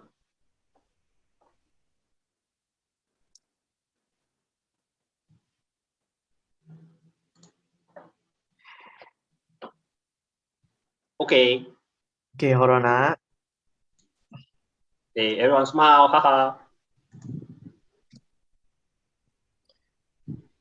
Everyone's okay. Just a moment. First page. Okay, I need to do the second page. Give me a moment. One smile until you cannot see the eye. Okay, great. Okay, thank you. Thank You guys you. can off your cameras if you want to. All right, so now we will move on to Riccardo's segment. Riccardo's segment is delivery of rules and penalties. So basically, it has a very high focus on customer service. And as we know, Riccardo is he always comes to our part of the world to become a head judge. And we all know every time he delivers a ruling, we always see the players are very happy. All right, so Riccardo, over to you. You can begin anytime when you're ready. Thank you, Riccardo. Hello, I'm Riccardo. First, I need to check that you are hearing my voice correctly and also that you can see the first slide. I will take a look at the chat.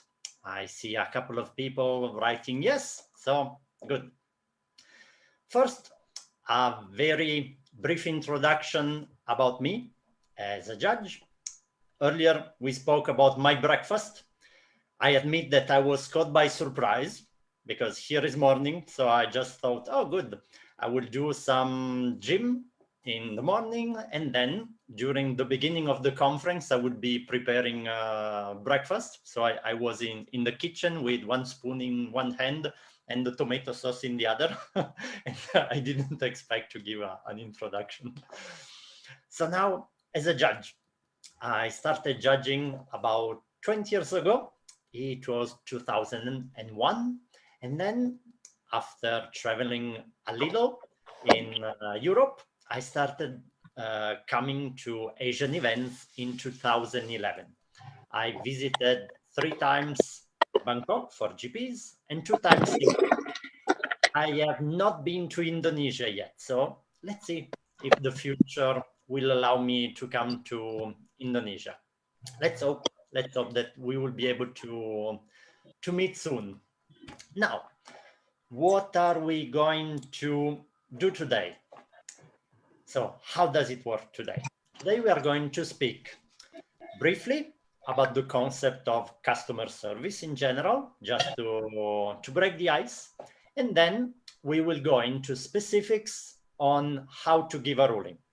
We will try to discuss, to have a conversation together. So this is why I will encourage you to participate by typing in the chat. I will try to read as much as possible and offer comments about the most interesting comments.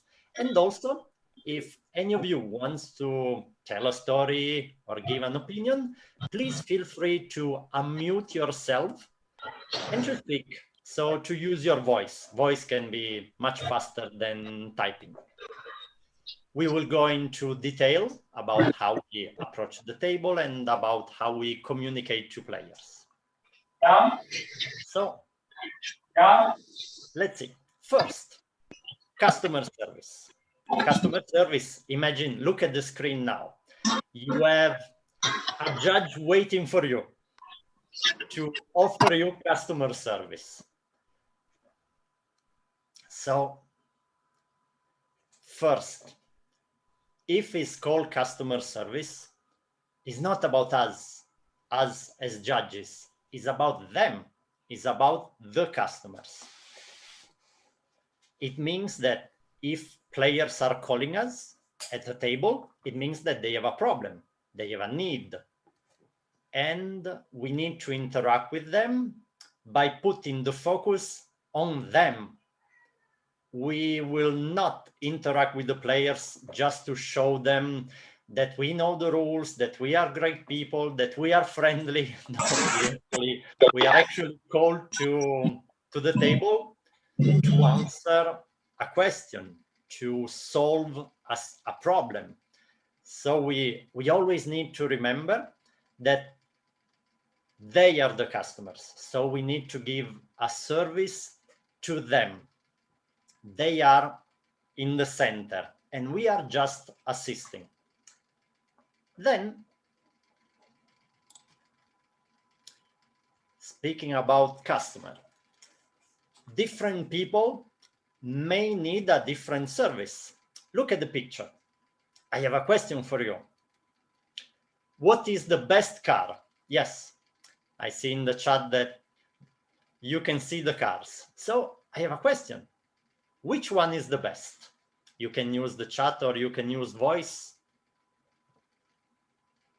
I will be waiting just for a few comments in the chat. My favorite, well, it's like my car, is in the middle row is the second one from the left. That is the red one. Then I see that other people say the orange truck. Several prefer the pink one. Which one is the garbage truck? Okay, the orange one is the garbage truck. There is a silver one, blue. Okay. So as you could see from these answers, different people have different preferences. And this is the point. We will have situations where the players are just asking a rule question and they just need to know if they can perform an action or no. So many times, or a few times, what they want to hear from the judges is a very simple, yes, you can do it, or no, it doesn't work, you need to use another strategy. Other times they will want a deeper explanation about the reasons. Other times they will need us to assist them in communicating to the opponent or to understand why there was a miscommunication or how the combat phase will continue. My point is that different people will have different needs, and it's our role to do our best to understand what they need. So my recommendation is try to always understand if they are just asking a rule question, a policy question, if they have a problem about communication, if they need a very short answer, or if they need a longer explanation, or maybe if after the match they need more assistance. And we can try to understand it not only by listening to what they say, but also by checking their body language. If we see that when we give a very quick answer, they reply, oh yes, judge, thank you. It's very probable that they don't need anything else. If we communicate to them and their body language is something like this, it means that they need a little more. So let's try to analyze their behavior. Again, the message is that different people have different needs. And if we try to understand the type of need they have, we can give a better service. Then, now we have a slide that is very full of words, pictures, and situation. So this is the last slide before going into the details of magic ruling. You can try to find a country that you know. I know that this is mainly European based, but I see some international, intercontinental flags.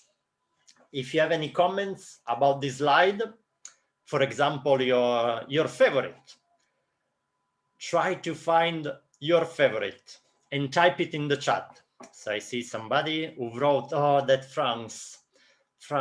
I will try to find France. Oh yes, France says that there is a problem, then there is a lot of chaos, then they go on strike and they create more problems. Then we have India. I believe that India is the one with cow and solution. Then I see that some people are liking Jamaica.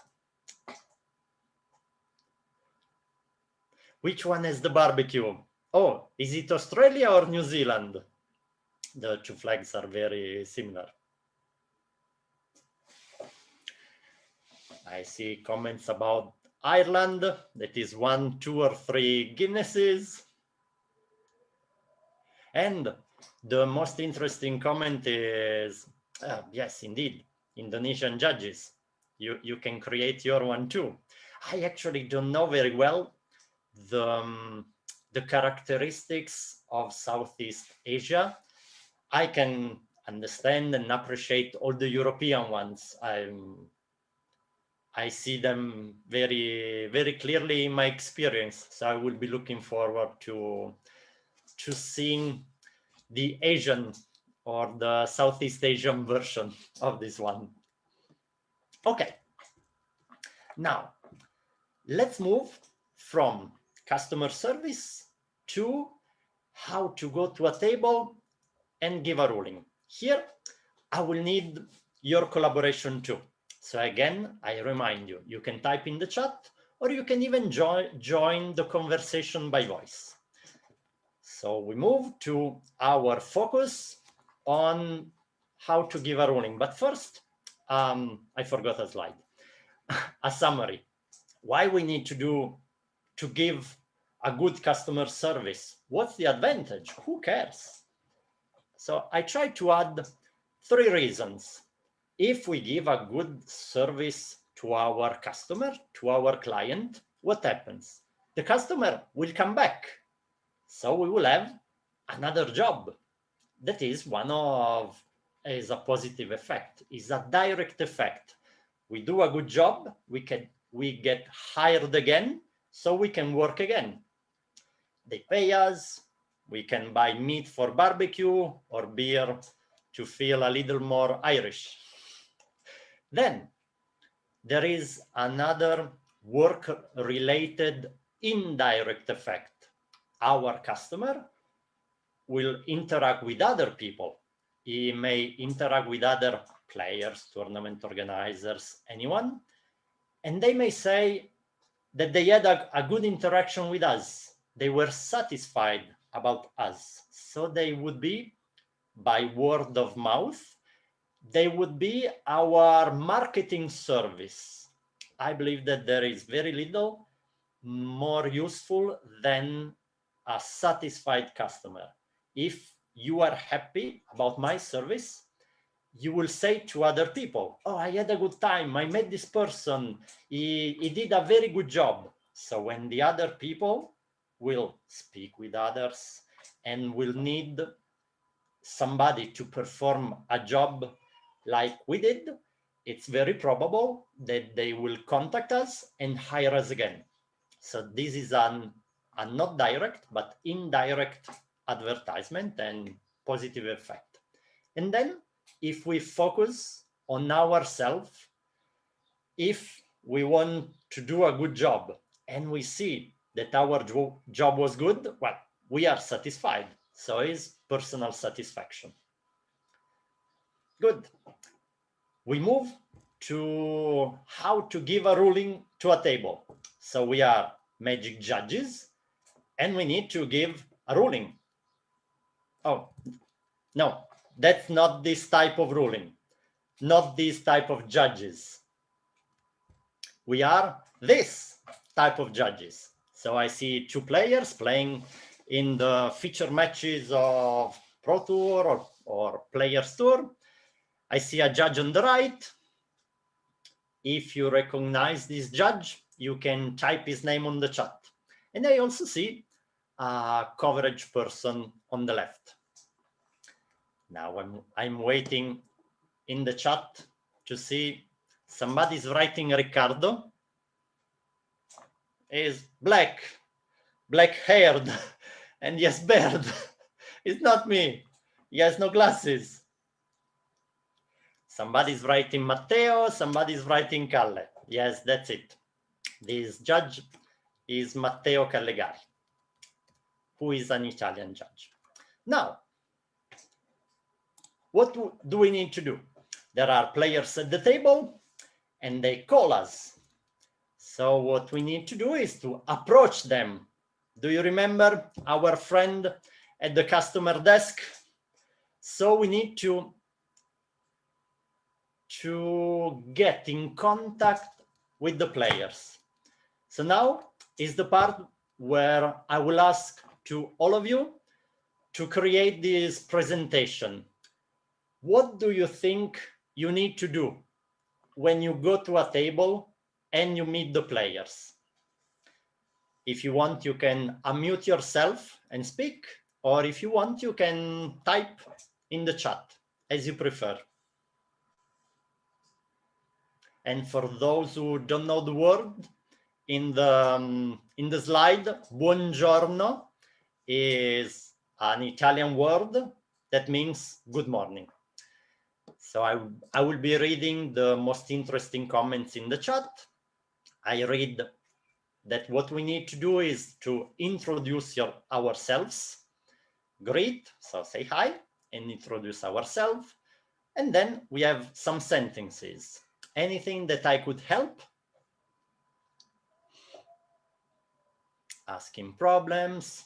My name is, how can I help you? Say hello. Oh, I see somebody who is writing smile. Now think about this person who writes smile. Then look again at the slide. And look at this big, terrifying creature behind the desk. Maybe smiling, I'm not so sure. So imagine how you feel when you face this creature behind the desk, and how you feel when you meet a person who says hi and is smiling. Which of the two do you prefer? In the meantime, I'm going to read the other comments. Approach and look at their body language. Smile, greet, and ask generally, how can I help you?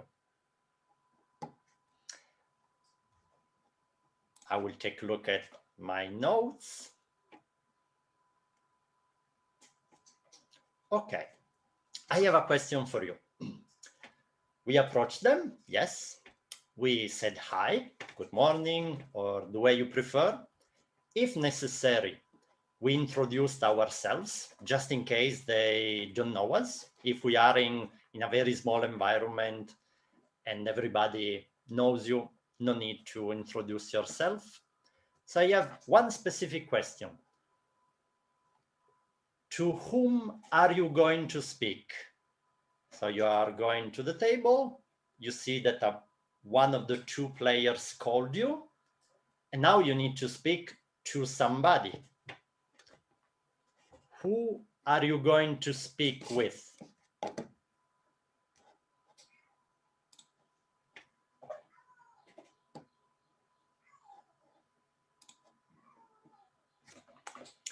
I see some people writing to both of them, and a comment that says the one who called you. Another comment is knee down so that you are at the same level, the one that called first.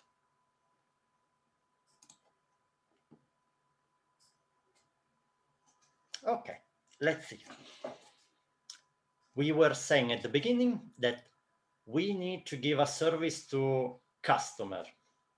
Who are the customers here?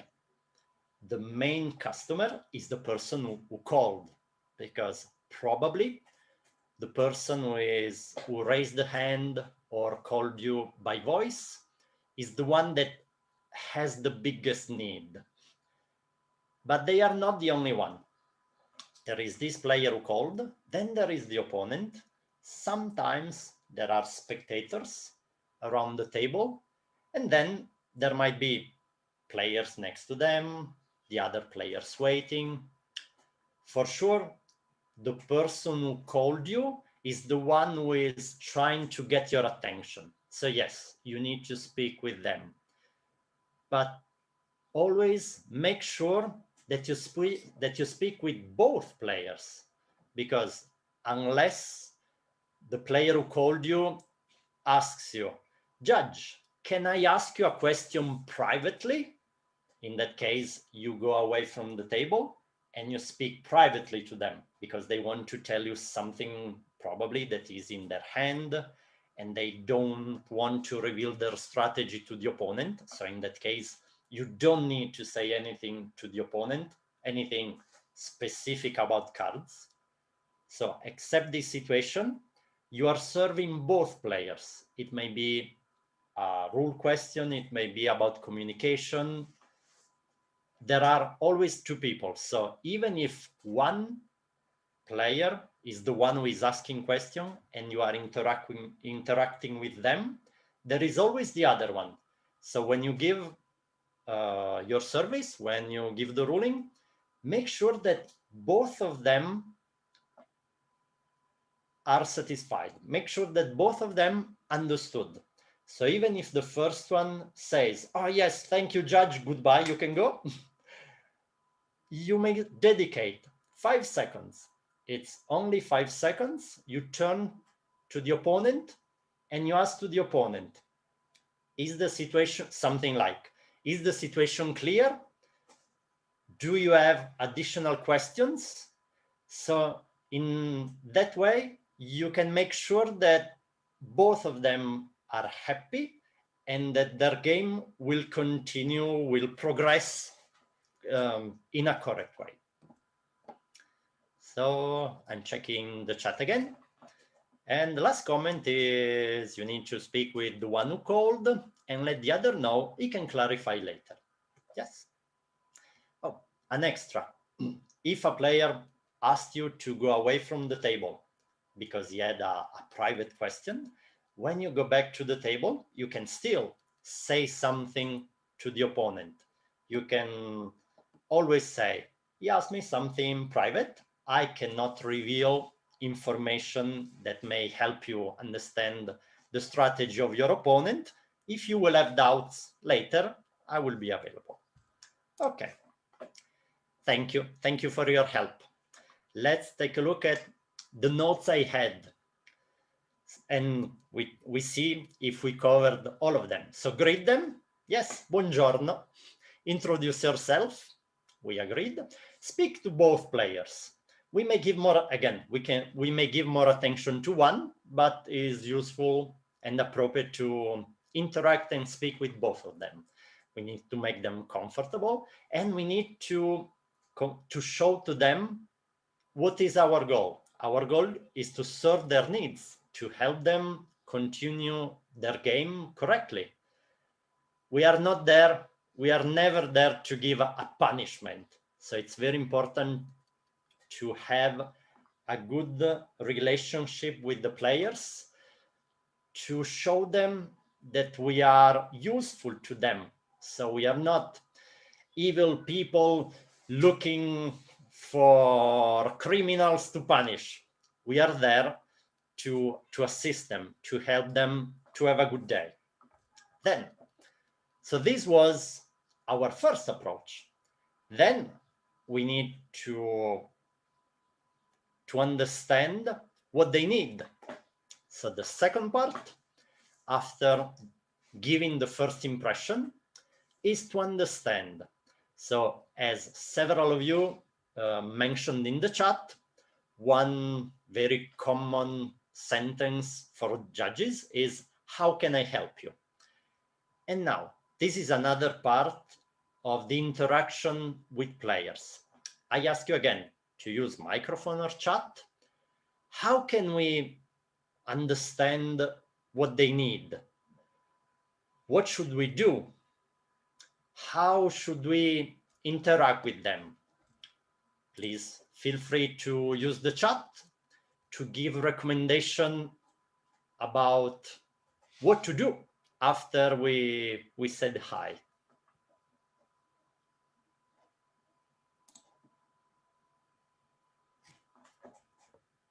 I will be waiting for the first comments in the chat, and then I may guide you in our thought.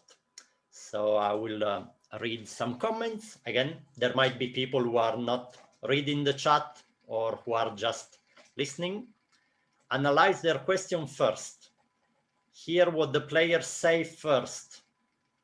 Ask about the situation. Give both players time to hear their point of view. Ask about the problem and speak with both players in private. Then I see, look at the board state. Okay, I have some comments.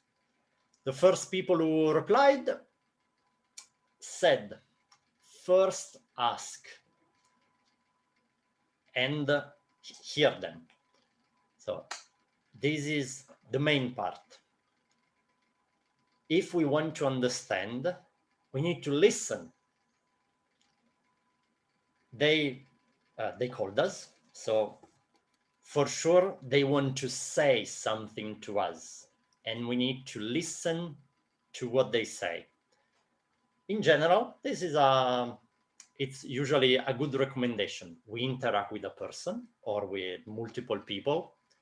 We may have a bias. A bias is when we see a person, we have the first impression, and our mind starts to elaborate the few information we receive, and we think that we know already, even before listening, even before receiving additional information. Luckily, when we go to a table, yes, we can look at the table, but players may ask so many types of things that it's unlikely that we think, oh, I already know the answer. So it's normal that we listen to them. One recommendation I have is to use your energies better. Try to understand first the category of need they have. You don't need to think much. It's automatic in your mind. If the player shows 2 cards and is asking what happens if I do this, it's normal that they asking a rule question. So they have a doubt about the interaction between cards. If they start speaking about, I attacked and I have this creature with vigilance, so I didn't need to tap, but my opponent didn't understand. So it's normal that our mind thinks this is a problem of communication. In other situation, it may be policy, other types of problems or calls may be about a potential cheating. So let's try to immediately understand the type of problem we are facing so that we can use our energy on that specific problem. Then, among the comments is check the board state. So here I have a specific question. After we listen to the players with the S at the end, because both the 2 or more players may have different versions of what happened. And it's always useful, even if it's only one player who is describing what happened, it's always very useful to ask to the opponent if they agree. If they agree means if the description of the first player is correct and complete, or if they want to add anything. And this can be done very quickly with just one sentence. You listen to one player, then when they finish, you turn to the other and you simply ask, do you want to add anything to describe what happened? Or an equivalent sentence. Then, after hearing both of them, after hearing their initial statement, we need to check for more information, because we cannot be sure that the players are giving us all the information they need. So we need to ask so that we receive more information. One of you, Chris, wrote, then check the board state. That means look at the cards on the table. What else can we check in general when we get to a table? So think and type in the Zoom chat about what you look when you go to a table.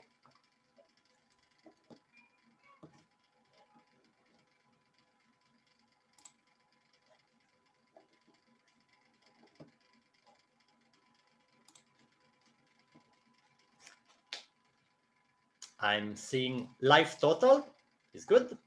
So I would add also the game, if it's game 1, 2, or 3. Check the time in the round. This may be useful to give additional time. Or state, time, game.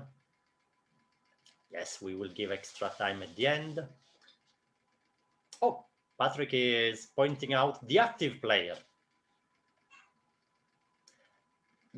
For several years, I had a habit that was when the two players were in disagreement, as we need to ask to both of them their point of view, I think I did it for 2 or 3 years. I was always saying, who is the active player, or who is playing their turn? And then I was saying, okay, it's your turn. Can you please tell me first what happened?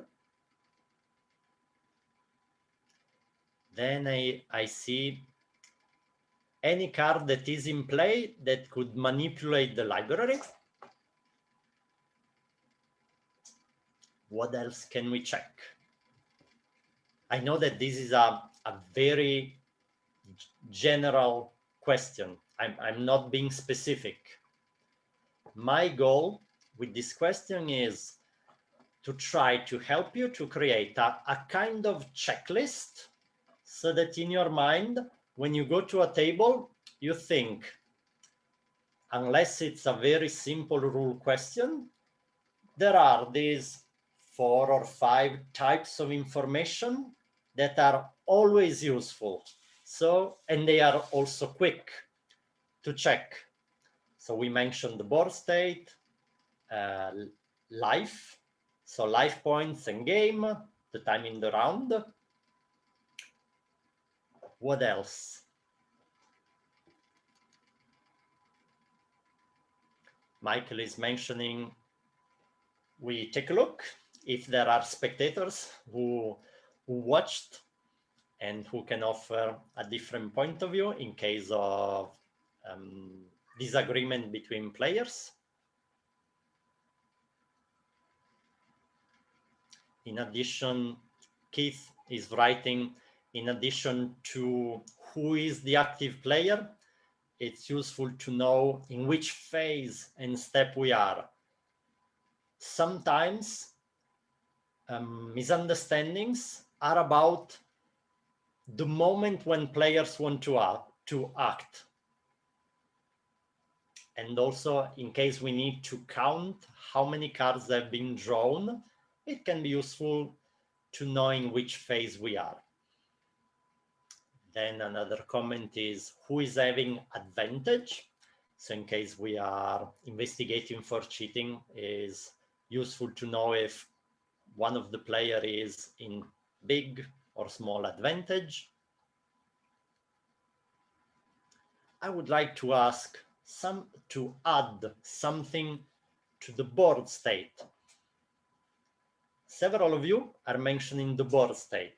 In my mind, when I say board state is only the board. That means only the table, not the hand.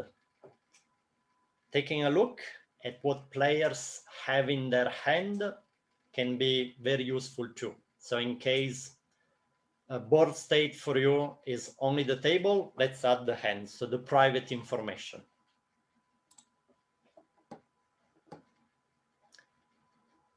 What else can we look? Let's have another minute to think about what else we can look or what we can ask to players, especially when the situation is complicated.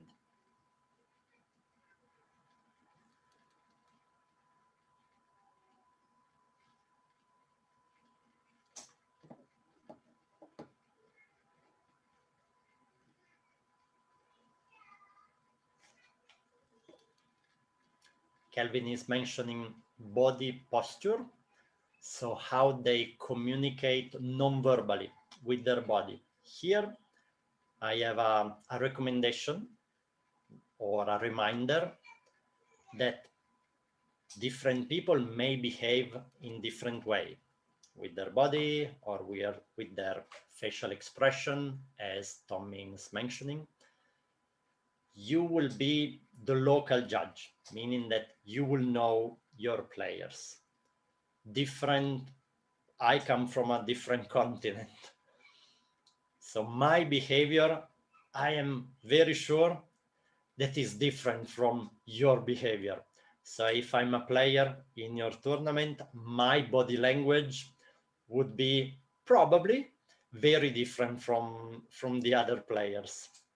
And I see that Gerard wrote that body language can be a false friend, meaning that we have no recipe, we have no very precise rule or recommendation about how to deal with body language.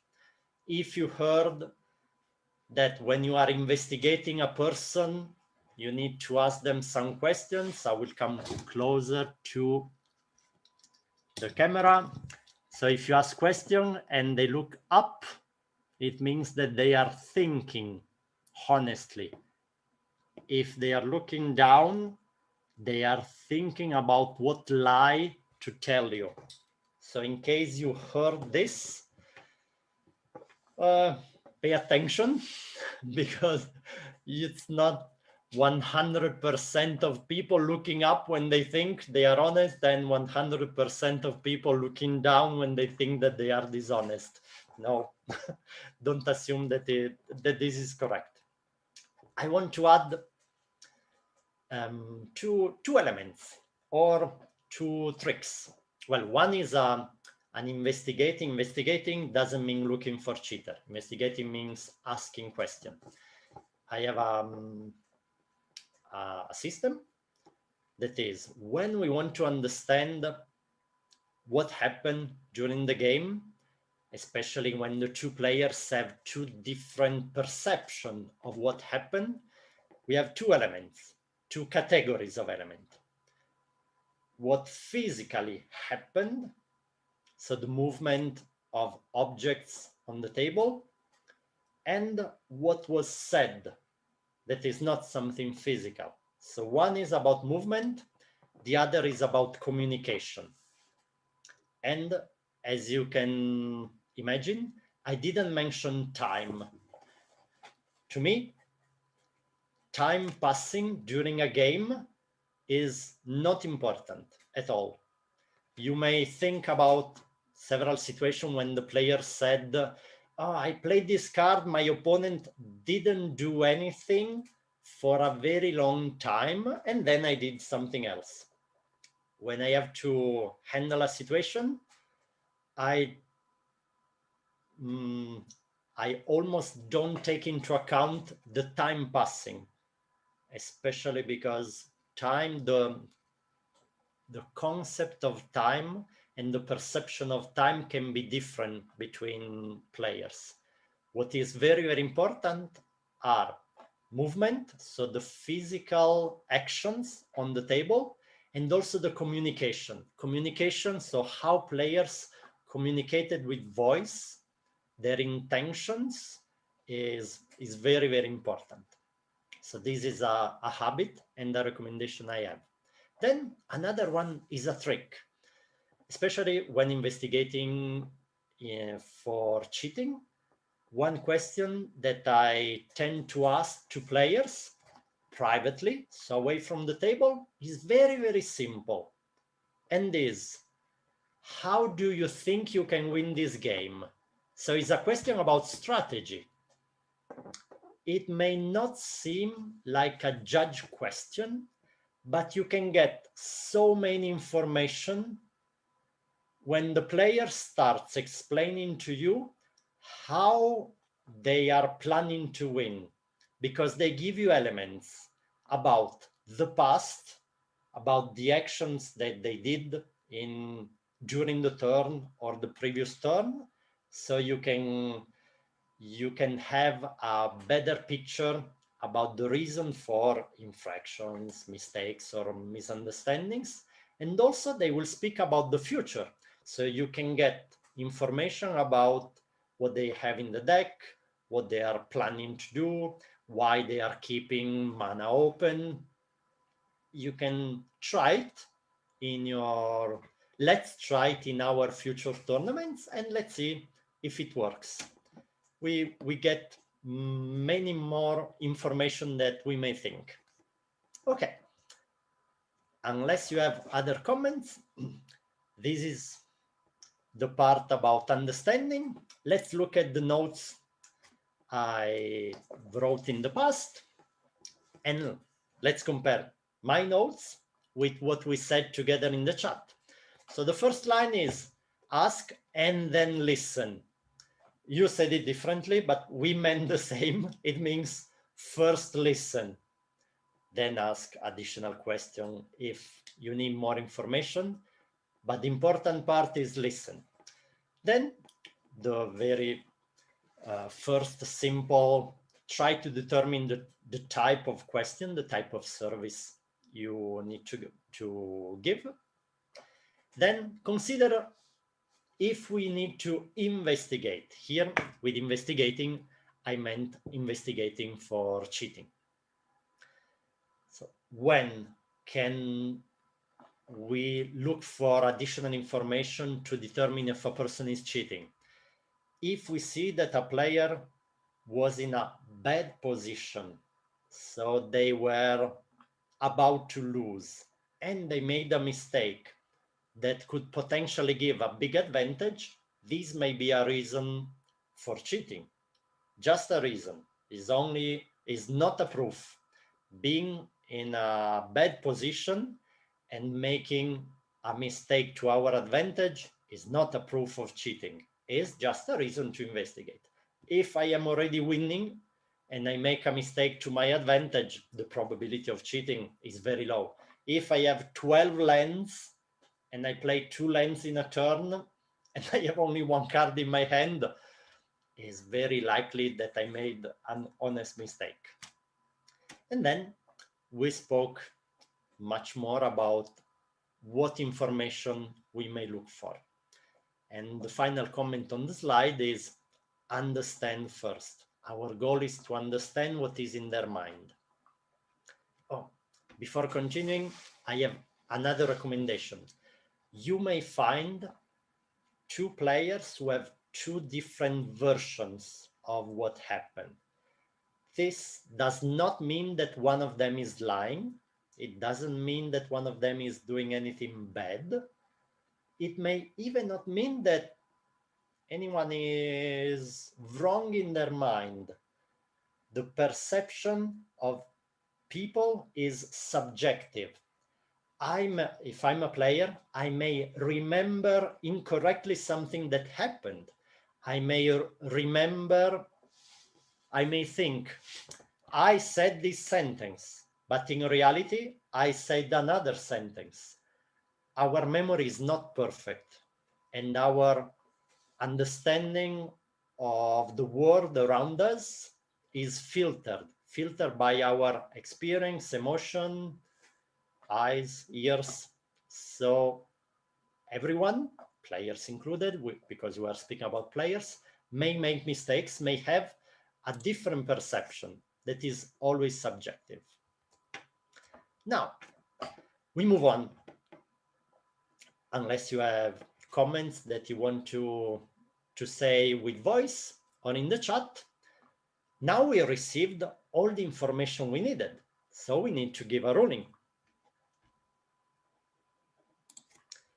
To give a ruling, we need to decide what ruling we need to give. We need to decide what is the correct ruling. So we need to know rules, policy. We need to be sure that the text on cards correspond to the real oracle text. We can count on other judges. We can phone mama.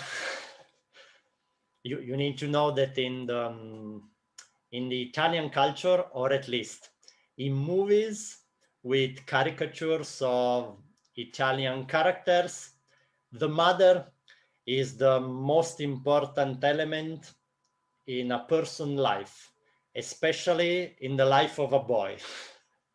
This is a caricature, so it's just like saying that we eat spaghetti or pizza for breakfast, lunch, dinner, afternoon breakfast, and then midnight. No, it's not true, almost. Today, we are not going to speak about how to take our decision, because our topic today is about interaction with players. We are only going to speak about listening and then speaking.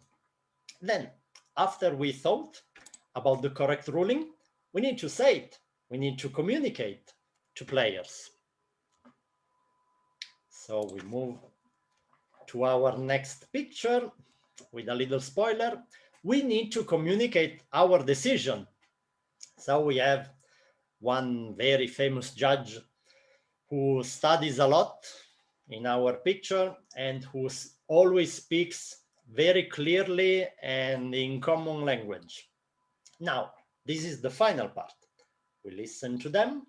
We need to communicate our ruling. Let's try to think together, again, in the chat or by voice, about how should we communicate our decision to the players.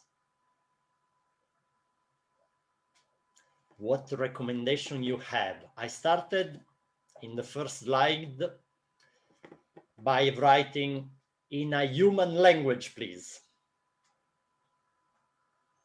As you recognize Matteo Callegari, I need to ask you again, who is this very famous person in the slide? Is Matteo again? Is Matteo in a few years?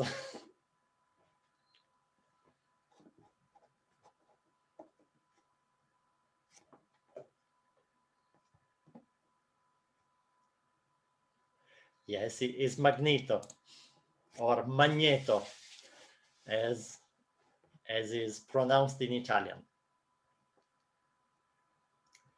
So we need to, back to our players, we need to communicate our decision, our ruling. How can we do it? Have you got any recommendation? My reminder is, we need to focus on the players.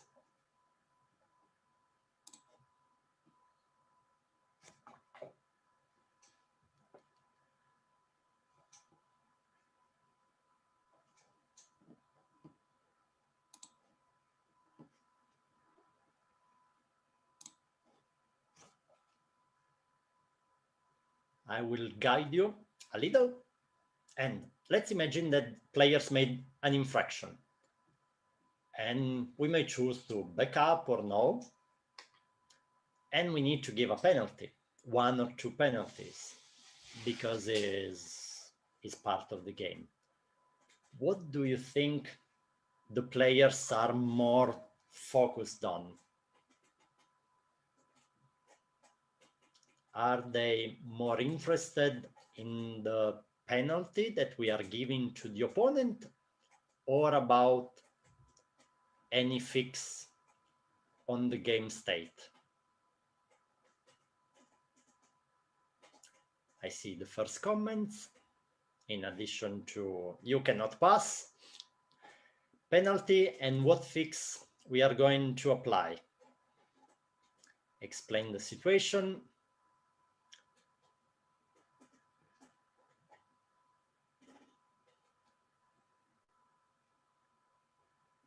Put yourself in the shoes of a player. I'm a player. I'm playing against my opponent, and my opponent makes an infraction, and we discover it a little later. What is more important to me? Is it important if you give a warning to my opponent, or is it important the way you fix the situation on the table?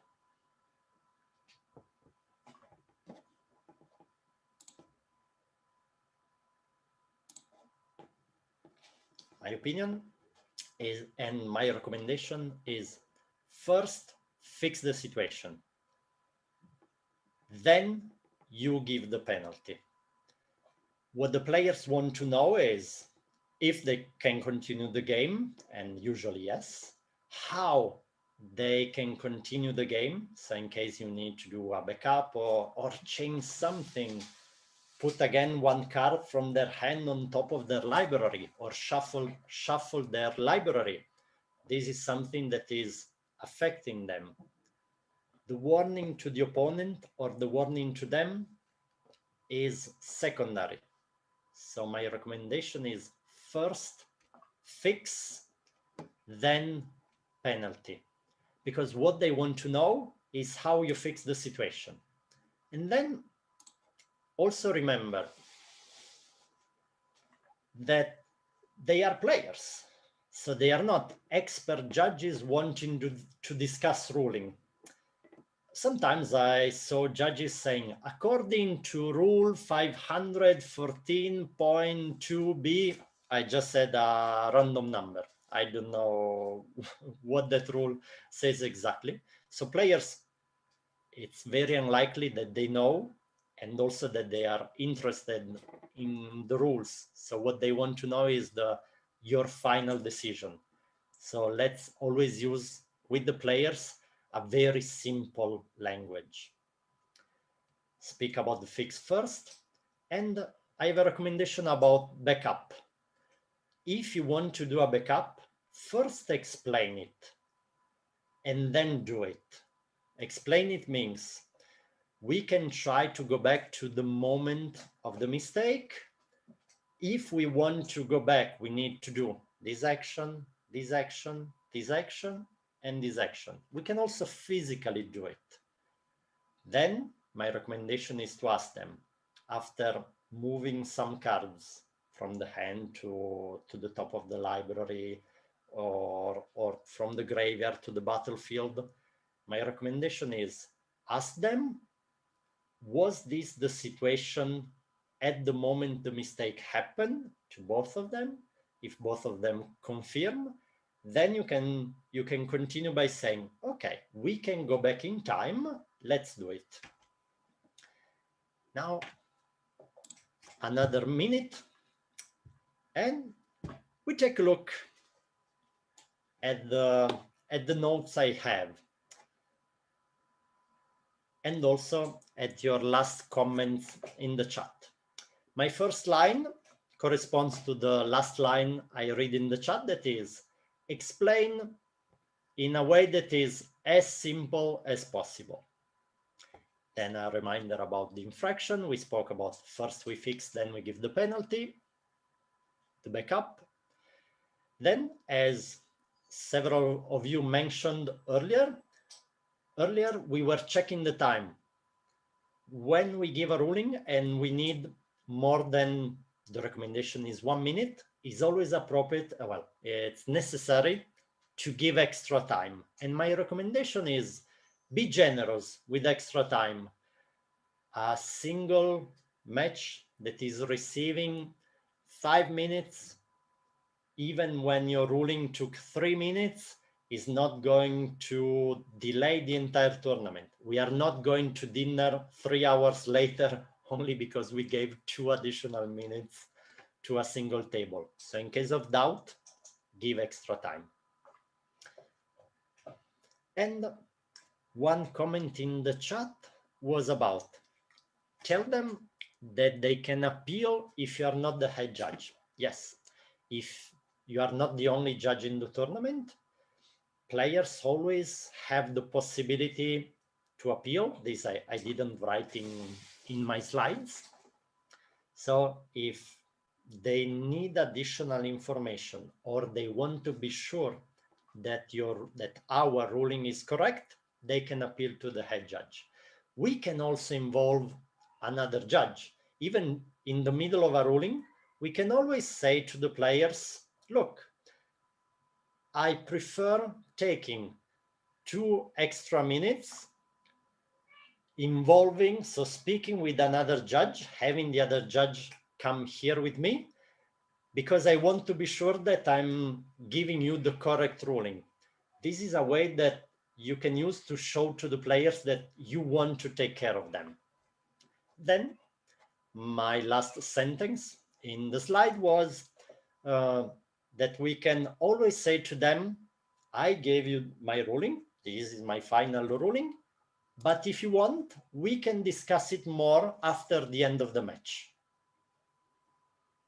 And Ewan is asking a question. How would you answer to the players when they ask for an appeal when you are the head judge? Indeed, in big tournaments, when there are multiple judges, players should have the possibility to appeal. If you are the head judge and you go to a table and you give a ruling and the players disagree, or you have the feeling that they are disagreeing, you can always say to them, I'm the head judge, so the final decision will be mine if you want to say it. But you can always say, I can consult, I can ask the opinion of one of my colleagues, because we all need to be sure that my ruling is correct. So even if it's not technically an appeal, you can always involve another judge. Yes, you can even if you are the head judge. Now, we communicated our decision. And as we were saying, the final part, we may need to give a penalty. So to give a penalty, we have another assistant. And my question is, again, the same.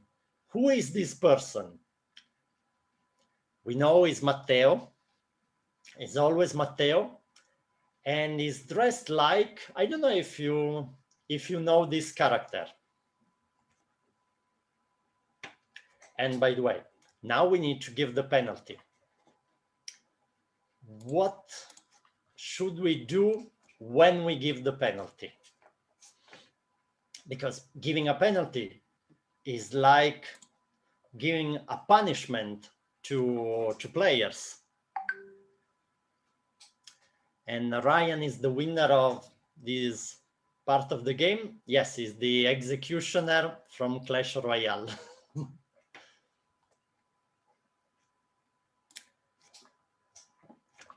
What can we do when we give a penalty so that players feel more comfortable? Again, my recommendation, first we fix the situation of the table so that players felt that they received the service they wanted, then we assign the penalty. If we see that they are somehow disturbed by the penalty, we can remind them that a penalty is actually part of the game. Then one recommendation, that is my last line, my fourth line, is to explain how upgrade works in case we are at a competitive tournament. It's always good to say, pay attention not to do this mistake again, because if you make this mistake 3 times, a mistake of the same category, there is the risk of an upgrade. So you risk losing a game because of a game mistake. Pay attention not to do it.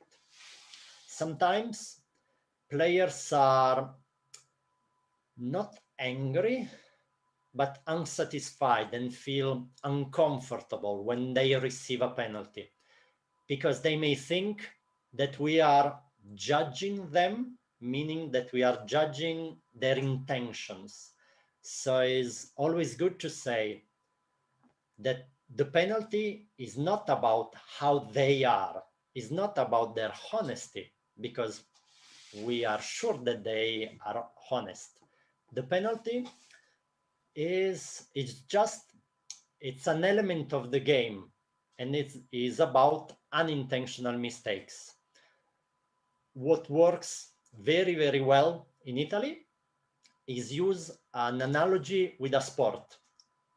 All the Italians or most of the Italian Magic players, they play football or they watch football on TV. So it's very, very easy to make an analogy with football, speaking about offside, or even speaking about why specific infractions deserve the yellow card or even the red card, that are not about making the infraction intentionally, is about the situation.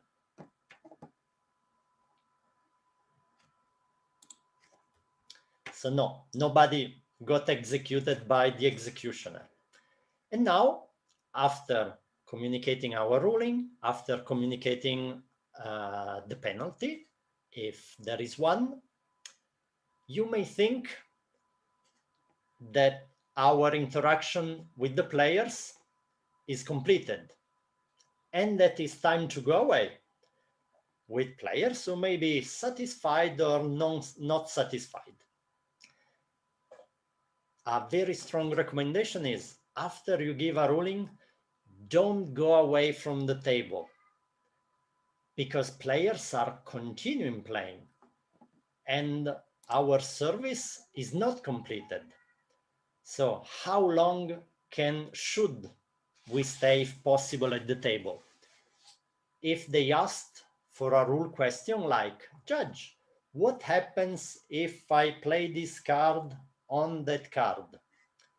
So we need to remain at the table until they actually do it or they don't do it, so that we are sure that whatever we said it would happen actually happens, so that we are sure that they understood what we communicated and that the game is progressing normally. In case we chose to do a backup for a game rule violation, my strong recommendation is to remain at the table until the moment they get to, I wrote present, that is, until the moment they play again to the point when they called us. When I do it and the players get back to the present, I ask them, okay, this is the moment, this is the correct game state at the moment you called me, right? Usually both of them reply, yes, yes, this is the moment, so we fix it. At that moment is like verifying that going back in time and having the game continue again made the game better. And then a final recommendation is, if you see that the players are somehow, for any reason, confused by your ruling or by what is happening on the table, ask them, communicate to them. Always check before going away that they received everything, and check with both of them, especially if there is one player who is speaking much more than the other. The other may be shy or may have some language difficulties. So it's always good to check with a direct question to both of them and wait to receive an answer. Check with both of them. Is everything good? Are you satisfied? Can I go away? And then, as you started with hello or anything, buongiorno, you say bye, ciao to them, and you go away from the table. And this is the end of my presentation. I hope that now we will be ready to give thousands of rulings. Here we have Matteo from behind. Thank you for your time. I hope you enjoyed our hour together. It was a pleasure to be here with you. Next presentation, I think, will be a game with Wendra, if I remember correctly the schedule. So looking forward to play. Goodbye. Okay, thank you, Riccardo. Okay, so now we will move straight into Wendra's presentation. Wendra. So Wendra's presentation is a very unique presentation. It's actually a Kahoot game where you're gonna how to say answer questions. Wendra, would you have the Kahoot link so that people can use their web browser? Yeah, so basically this is a quiz, so it's like a mini competition. So I think the best few players will be on top of the mailing that you're gonna get. You're gonna have prize boosters also from Wendra himself if you are one of the top. It's for the first, second, and third place. I will give a 3. For the first, I will give a 3 set English set booster. For the second, 2 set English set booster, and for the third place, I will give 1 English set booster for Strixhaven. Okay, we got. Okay, for this Kahoot game, only for Okay, the I think all the level only for 3s the will need attendees. to come out.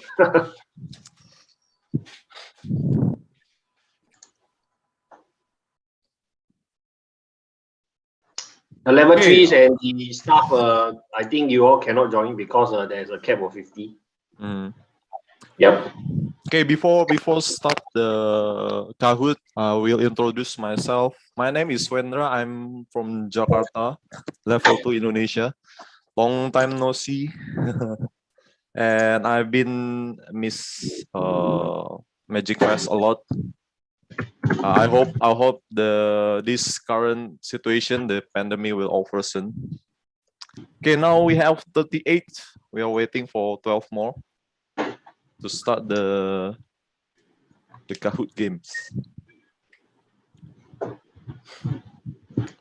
Okay, 9 more.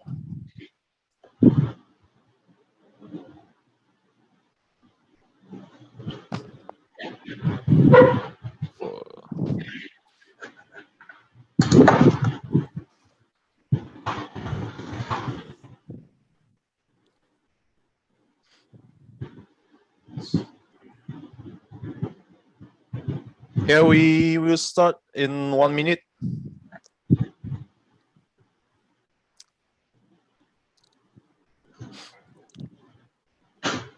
Oh, seems like I can join.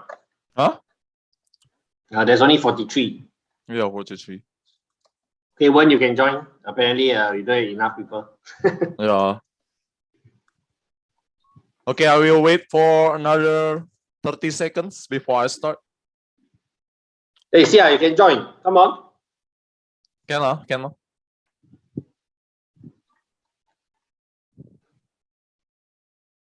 Lom, you can use the web browser. You can just Sorry? put it into. Well, I'm talking to Lom.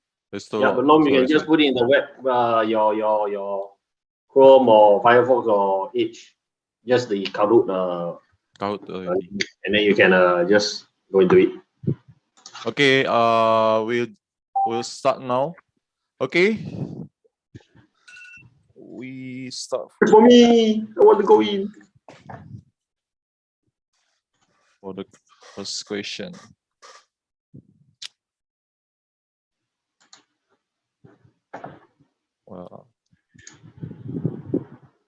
Wow, it's fast.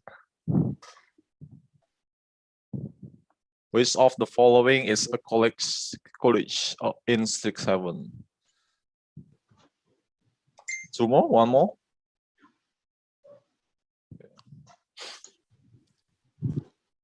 Or 3 more? Okay, we got 42 answer. Oh, the first one is jealousy. Okay, next. Which of the following creature is a mascot of for Silverquill College in Strixhaven? So the first one is spirit. This one is elementals. This is fractal, and this one is inkling.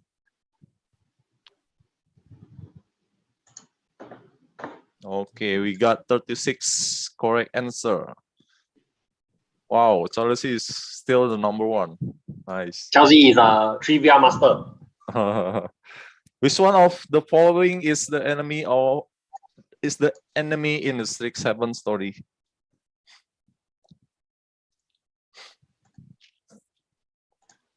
Okay, this one is Ulrich Lurhurt.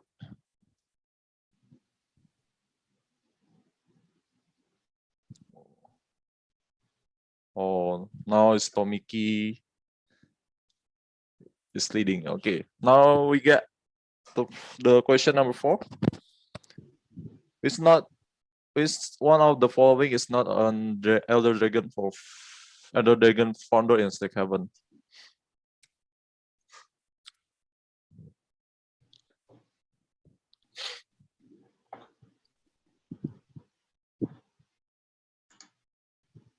Okay, so we miss.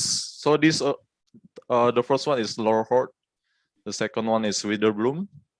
The third one is Silverquill. This one must be a Tanazir Quandrix. And the fifth one is Galazet Prismari. Okay, we got 34 correct answer. Oh, Tommy is number 1. Still number 1.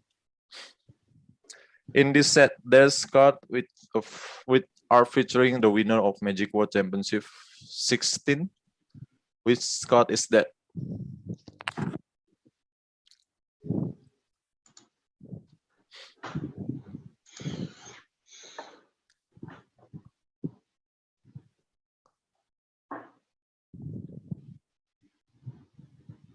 Okay.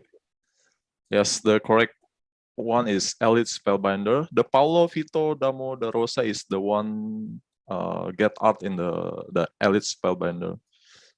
The champion of the World Championship 16. Oh, now Arif is leading. Which of the following Planeswalker is inside the Strixhaven story?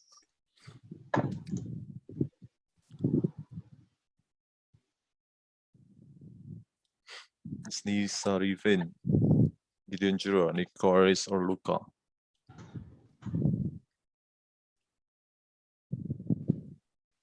Yes, the Planeswalker is inside the Strixhaven is Luca, Kasmina, and Liliana, but she become Professor Onyx in this story.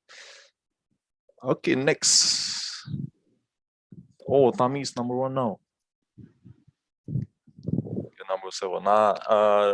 What we'll have on this is a rule question, so will be a double point. If an opponent have 2 out of 4 arrows on the battlefield and you cast Shadow Skull Smashing with X equal to 2, targeting both creatures and splitting 1 damage to each creature, then you only pay 2 mana for 1 of the ward cost. What would happen?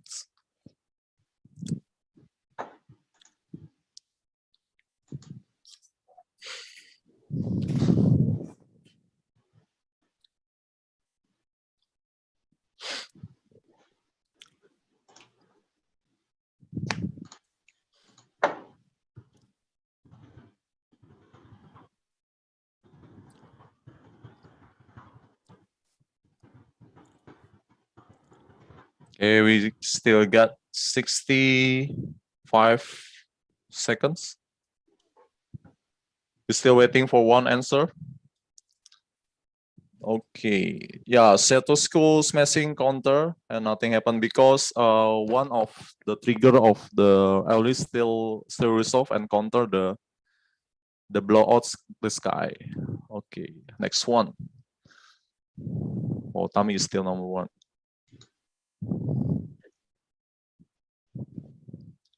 Which of the following isn't a new keyword ability or mechanic from Strixhaven?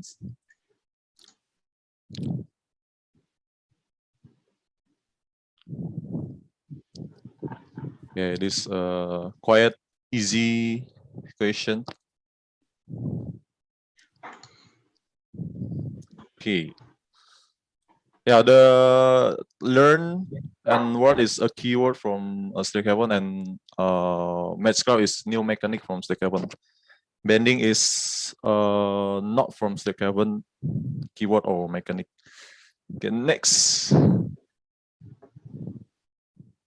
Number 9.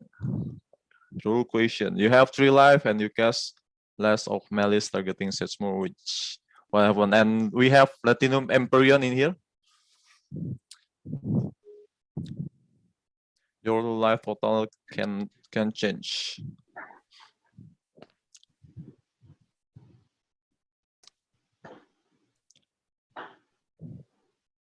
Does anyone can see the cards?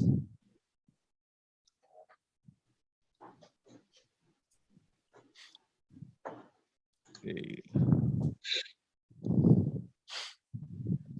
We got 37, 38. Okay, we need 10 more questions.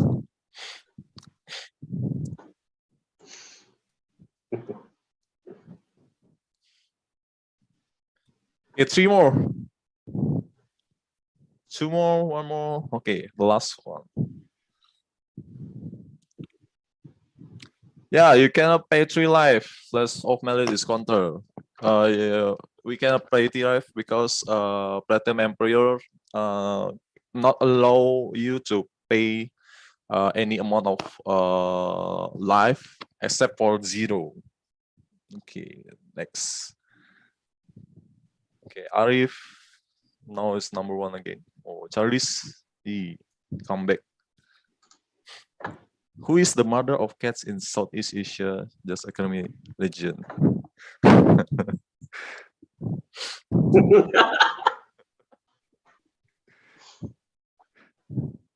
Wait until the full picture appear.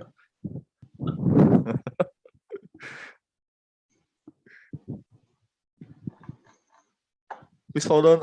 Okay.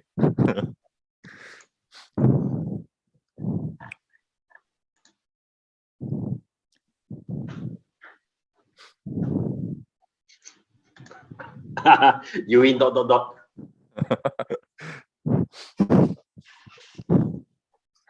Yes, the correct answer is Wernchong. Oh, there is. I think you win this answer. You win. Okay, next.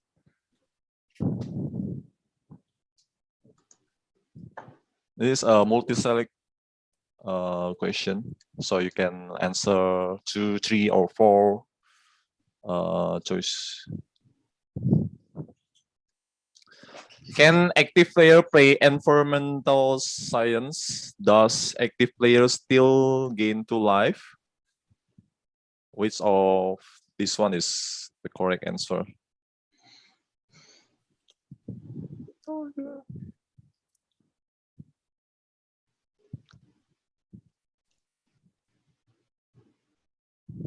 Okay, 30 seconds left.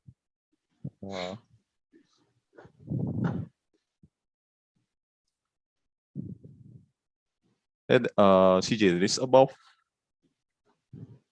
Sorry, no worry, nothing, never mind.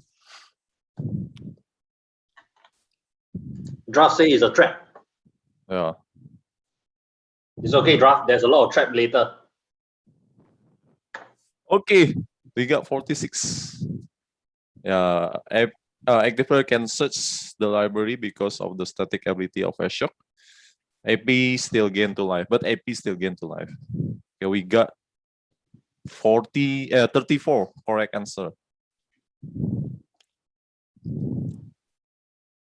Okay, so close. How to?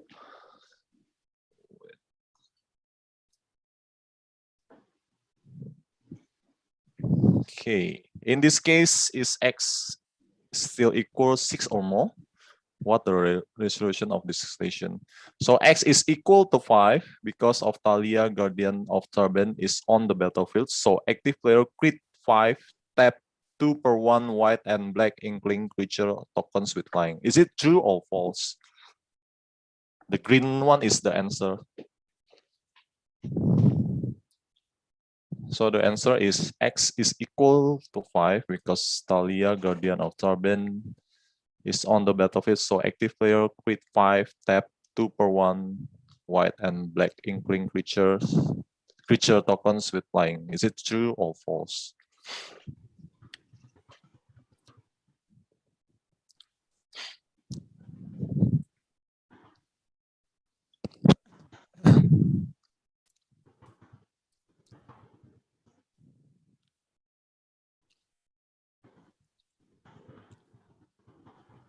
Okay, I think we got all the 50 answer. Okay, the answer is true because the player pay 8 mana. So the X is 5, white and black, and 1 additional casting cost because of Thalia, Guardian of Turban. So we got 30 correct answer. Okay, next. Double points. What your best solution for this specific case? Today is a regular Sunday pre-release event. Amir, a player who hasn't playing Pepper for Magic a long time, because of COVID-19 is playing a sealed deck with Bookworm in it. He accidentally putting Bookworm in his hand instead of putting it in the third from the top deck. You have to judge immediately seeing this and stopping the game. What would you do?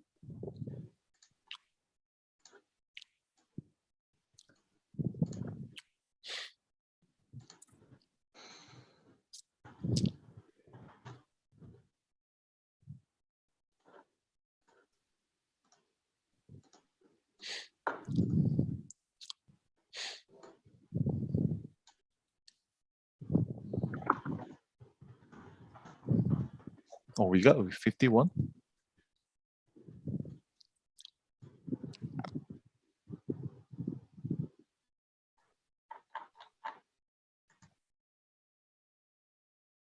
I think everyone's already got an answer. So the correct one is put the Bookworm correctly third from the top and no warning on or give penalty given, because this regular pre-release, so we don't give any warning or so just undo the game lah. Okay, next. Oh, Hanok is number 2 now. Told me. Multi-select question. If Judge Oracle of Arceus is in your commander, what is true? Which is true? Kemana sih nggak kelihatan?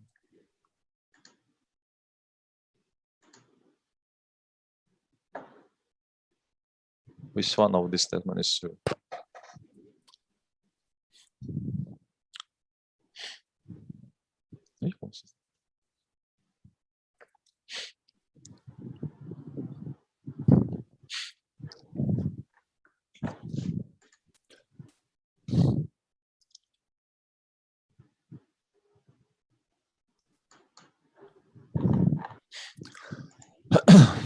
Okay, we got 39, 40 now. Okay, 10 seconds left, students.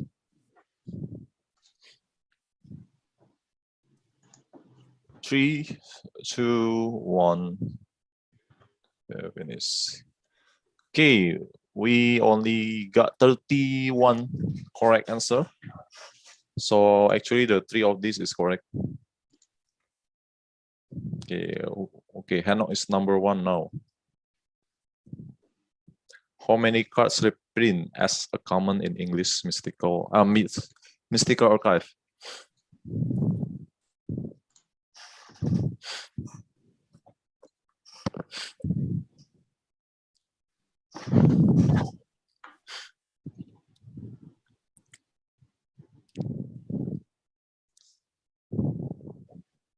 Okay, the answer is 0.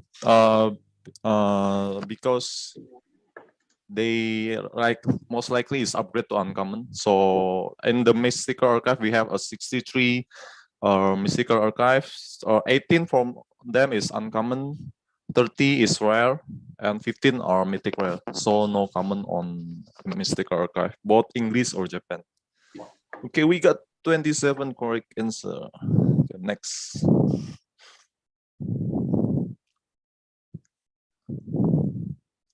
Double point. If a mob creature you control dies while you have your Dora, Grave, Great Donor on the battle, what happened to the creature? It becomes a 2/2 mob creature that can mob using mob ability. It becomes a forest land with no other types or ability and cannot mob. It becomes a forest land with no other types or ability and can mob. It becomes a 2/2 face down creature land.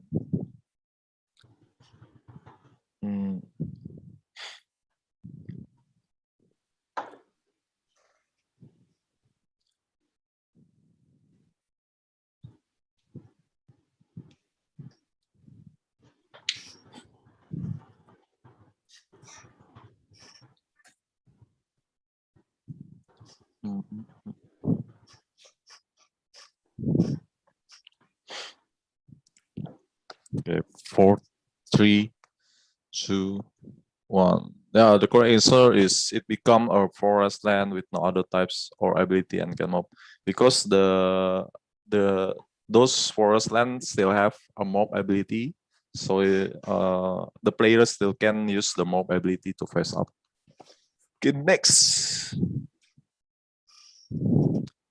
Number 17.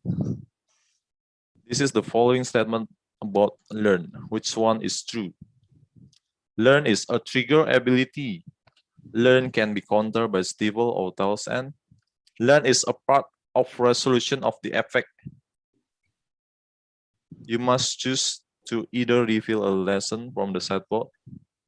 You must draw a card. Okay, learn is a part of resolution of the effect. Okay, next.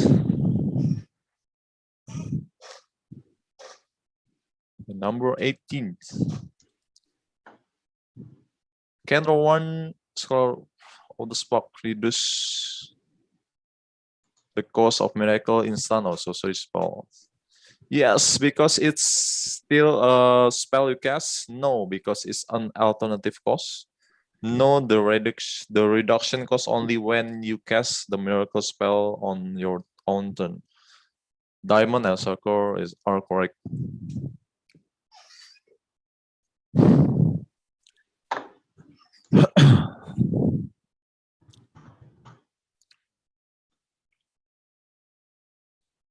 $20 more seconds.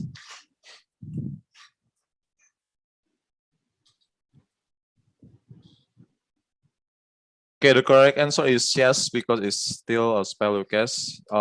If you remember how to cast a spell, so the miracle cost is additional cost, and the ability from Rowan is this a modification of the on the total cost.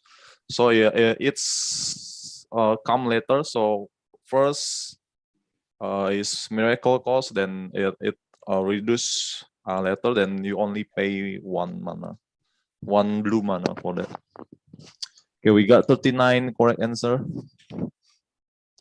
Oh, Hanok, Alvin, and Mike. No, Indonesian is dominating. Double points. Can a non-active player pay force of negation by its alternative cost, exiling a blue card from a hand? NAP can pay by exiling blue card from hand and paying 2 generic mana.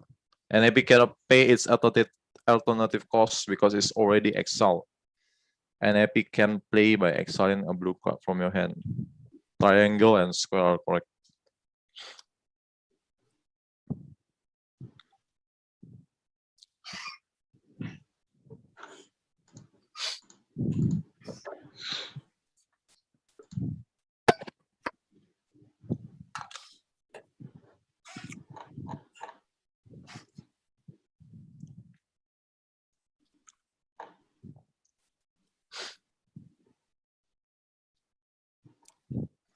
Okay, 34 seconds.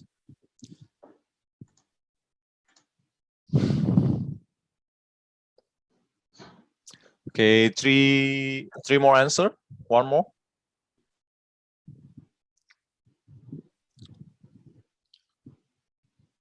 15 seconds.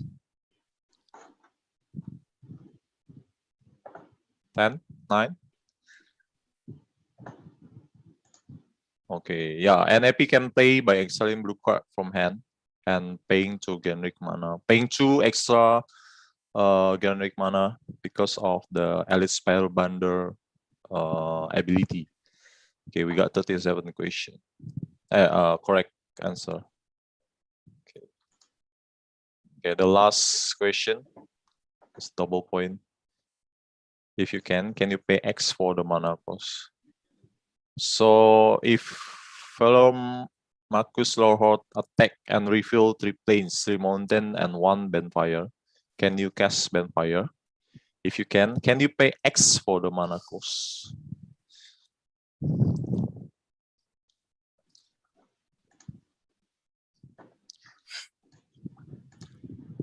You can play the Benfire, but the value of X is only can be 0. You cannot play any spell with X cost from fellow Marcus Lorhord trigger ability. You can play Benfire as X4 because the power of fellow Marcus Lorhord is 5. You can play Benfire as X5 because the power of fellow Marcus Lorhord is 5.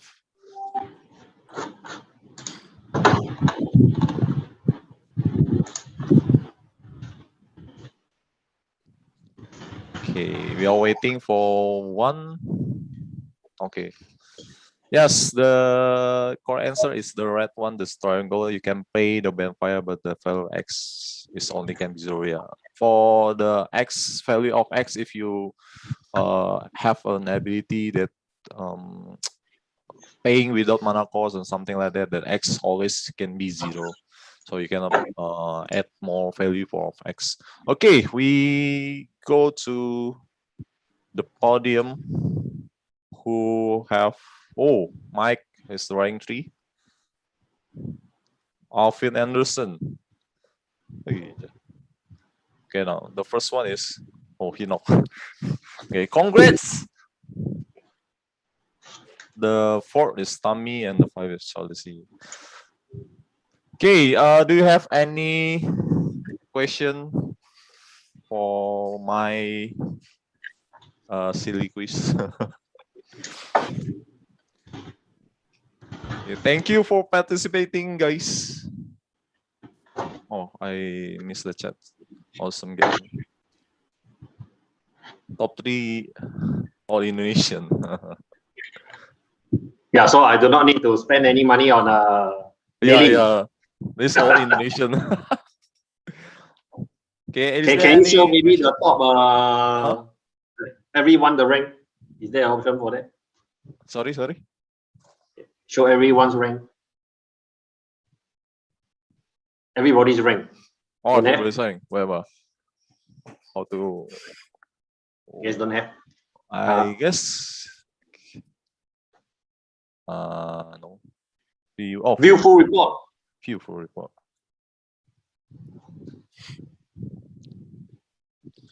Players. Oh, we got this. All 56. Yeah. This the rank.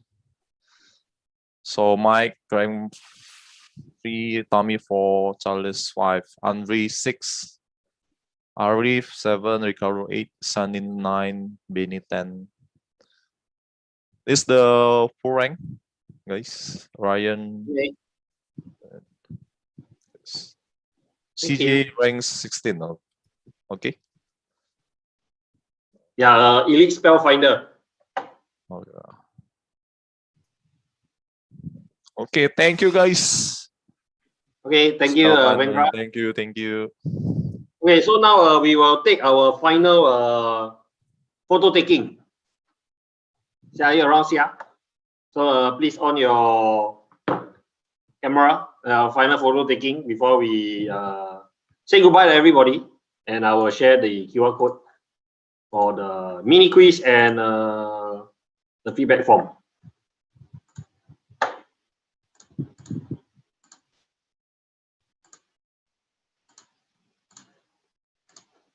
Just a moment, let me just set up the. Okay. Okay, so need your help. Once you're on, please don't put anything on the chat for now, please, because the pop-up will happen.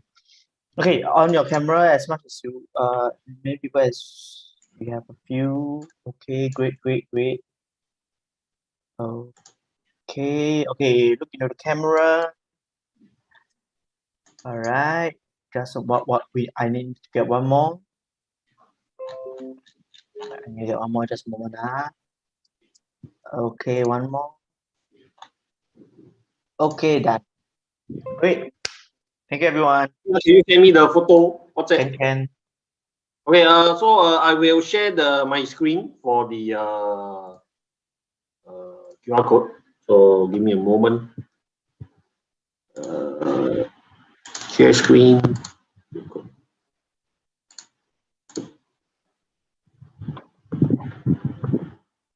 Yep, can everyone see the QR code?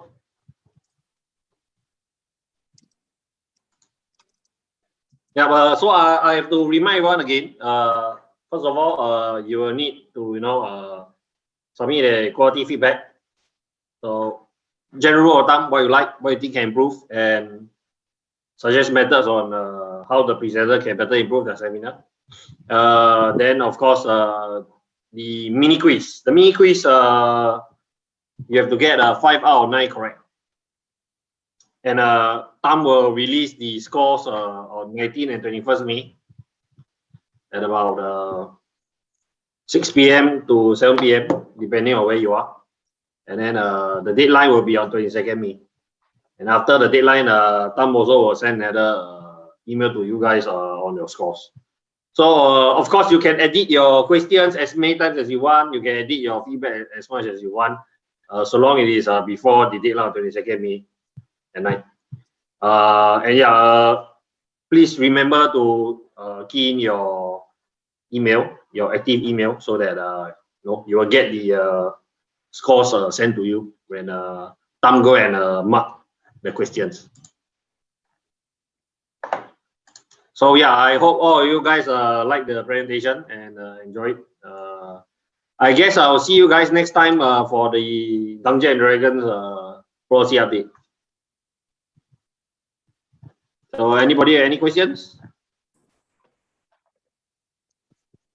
And yeah, yes, of course. If you do not graduate, you will be gifted the name Penalties from Word. Where's Word?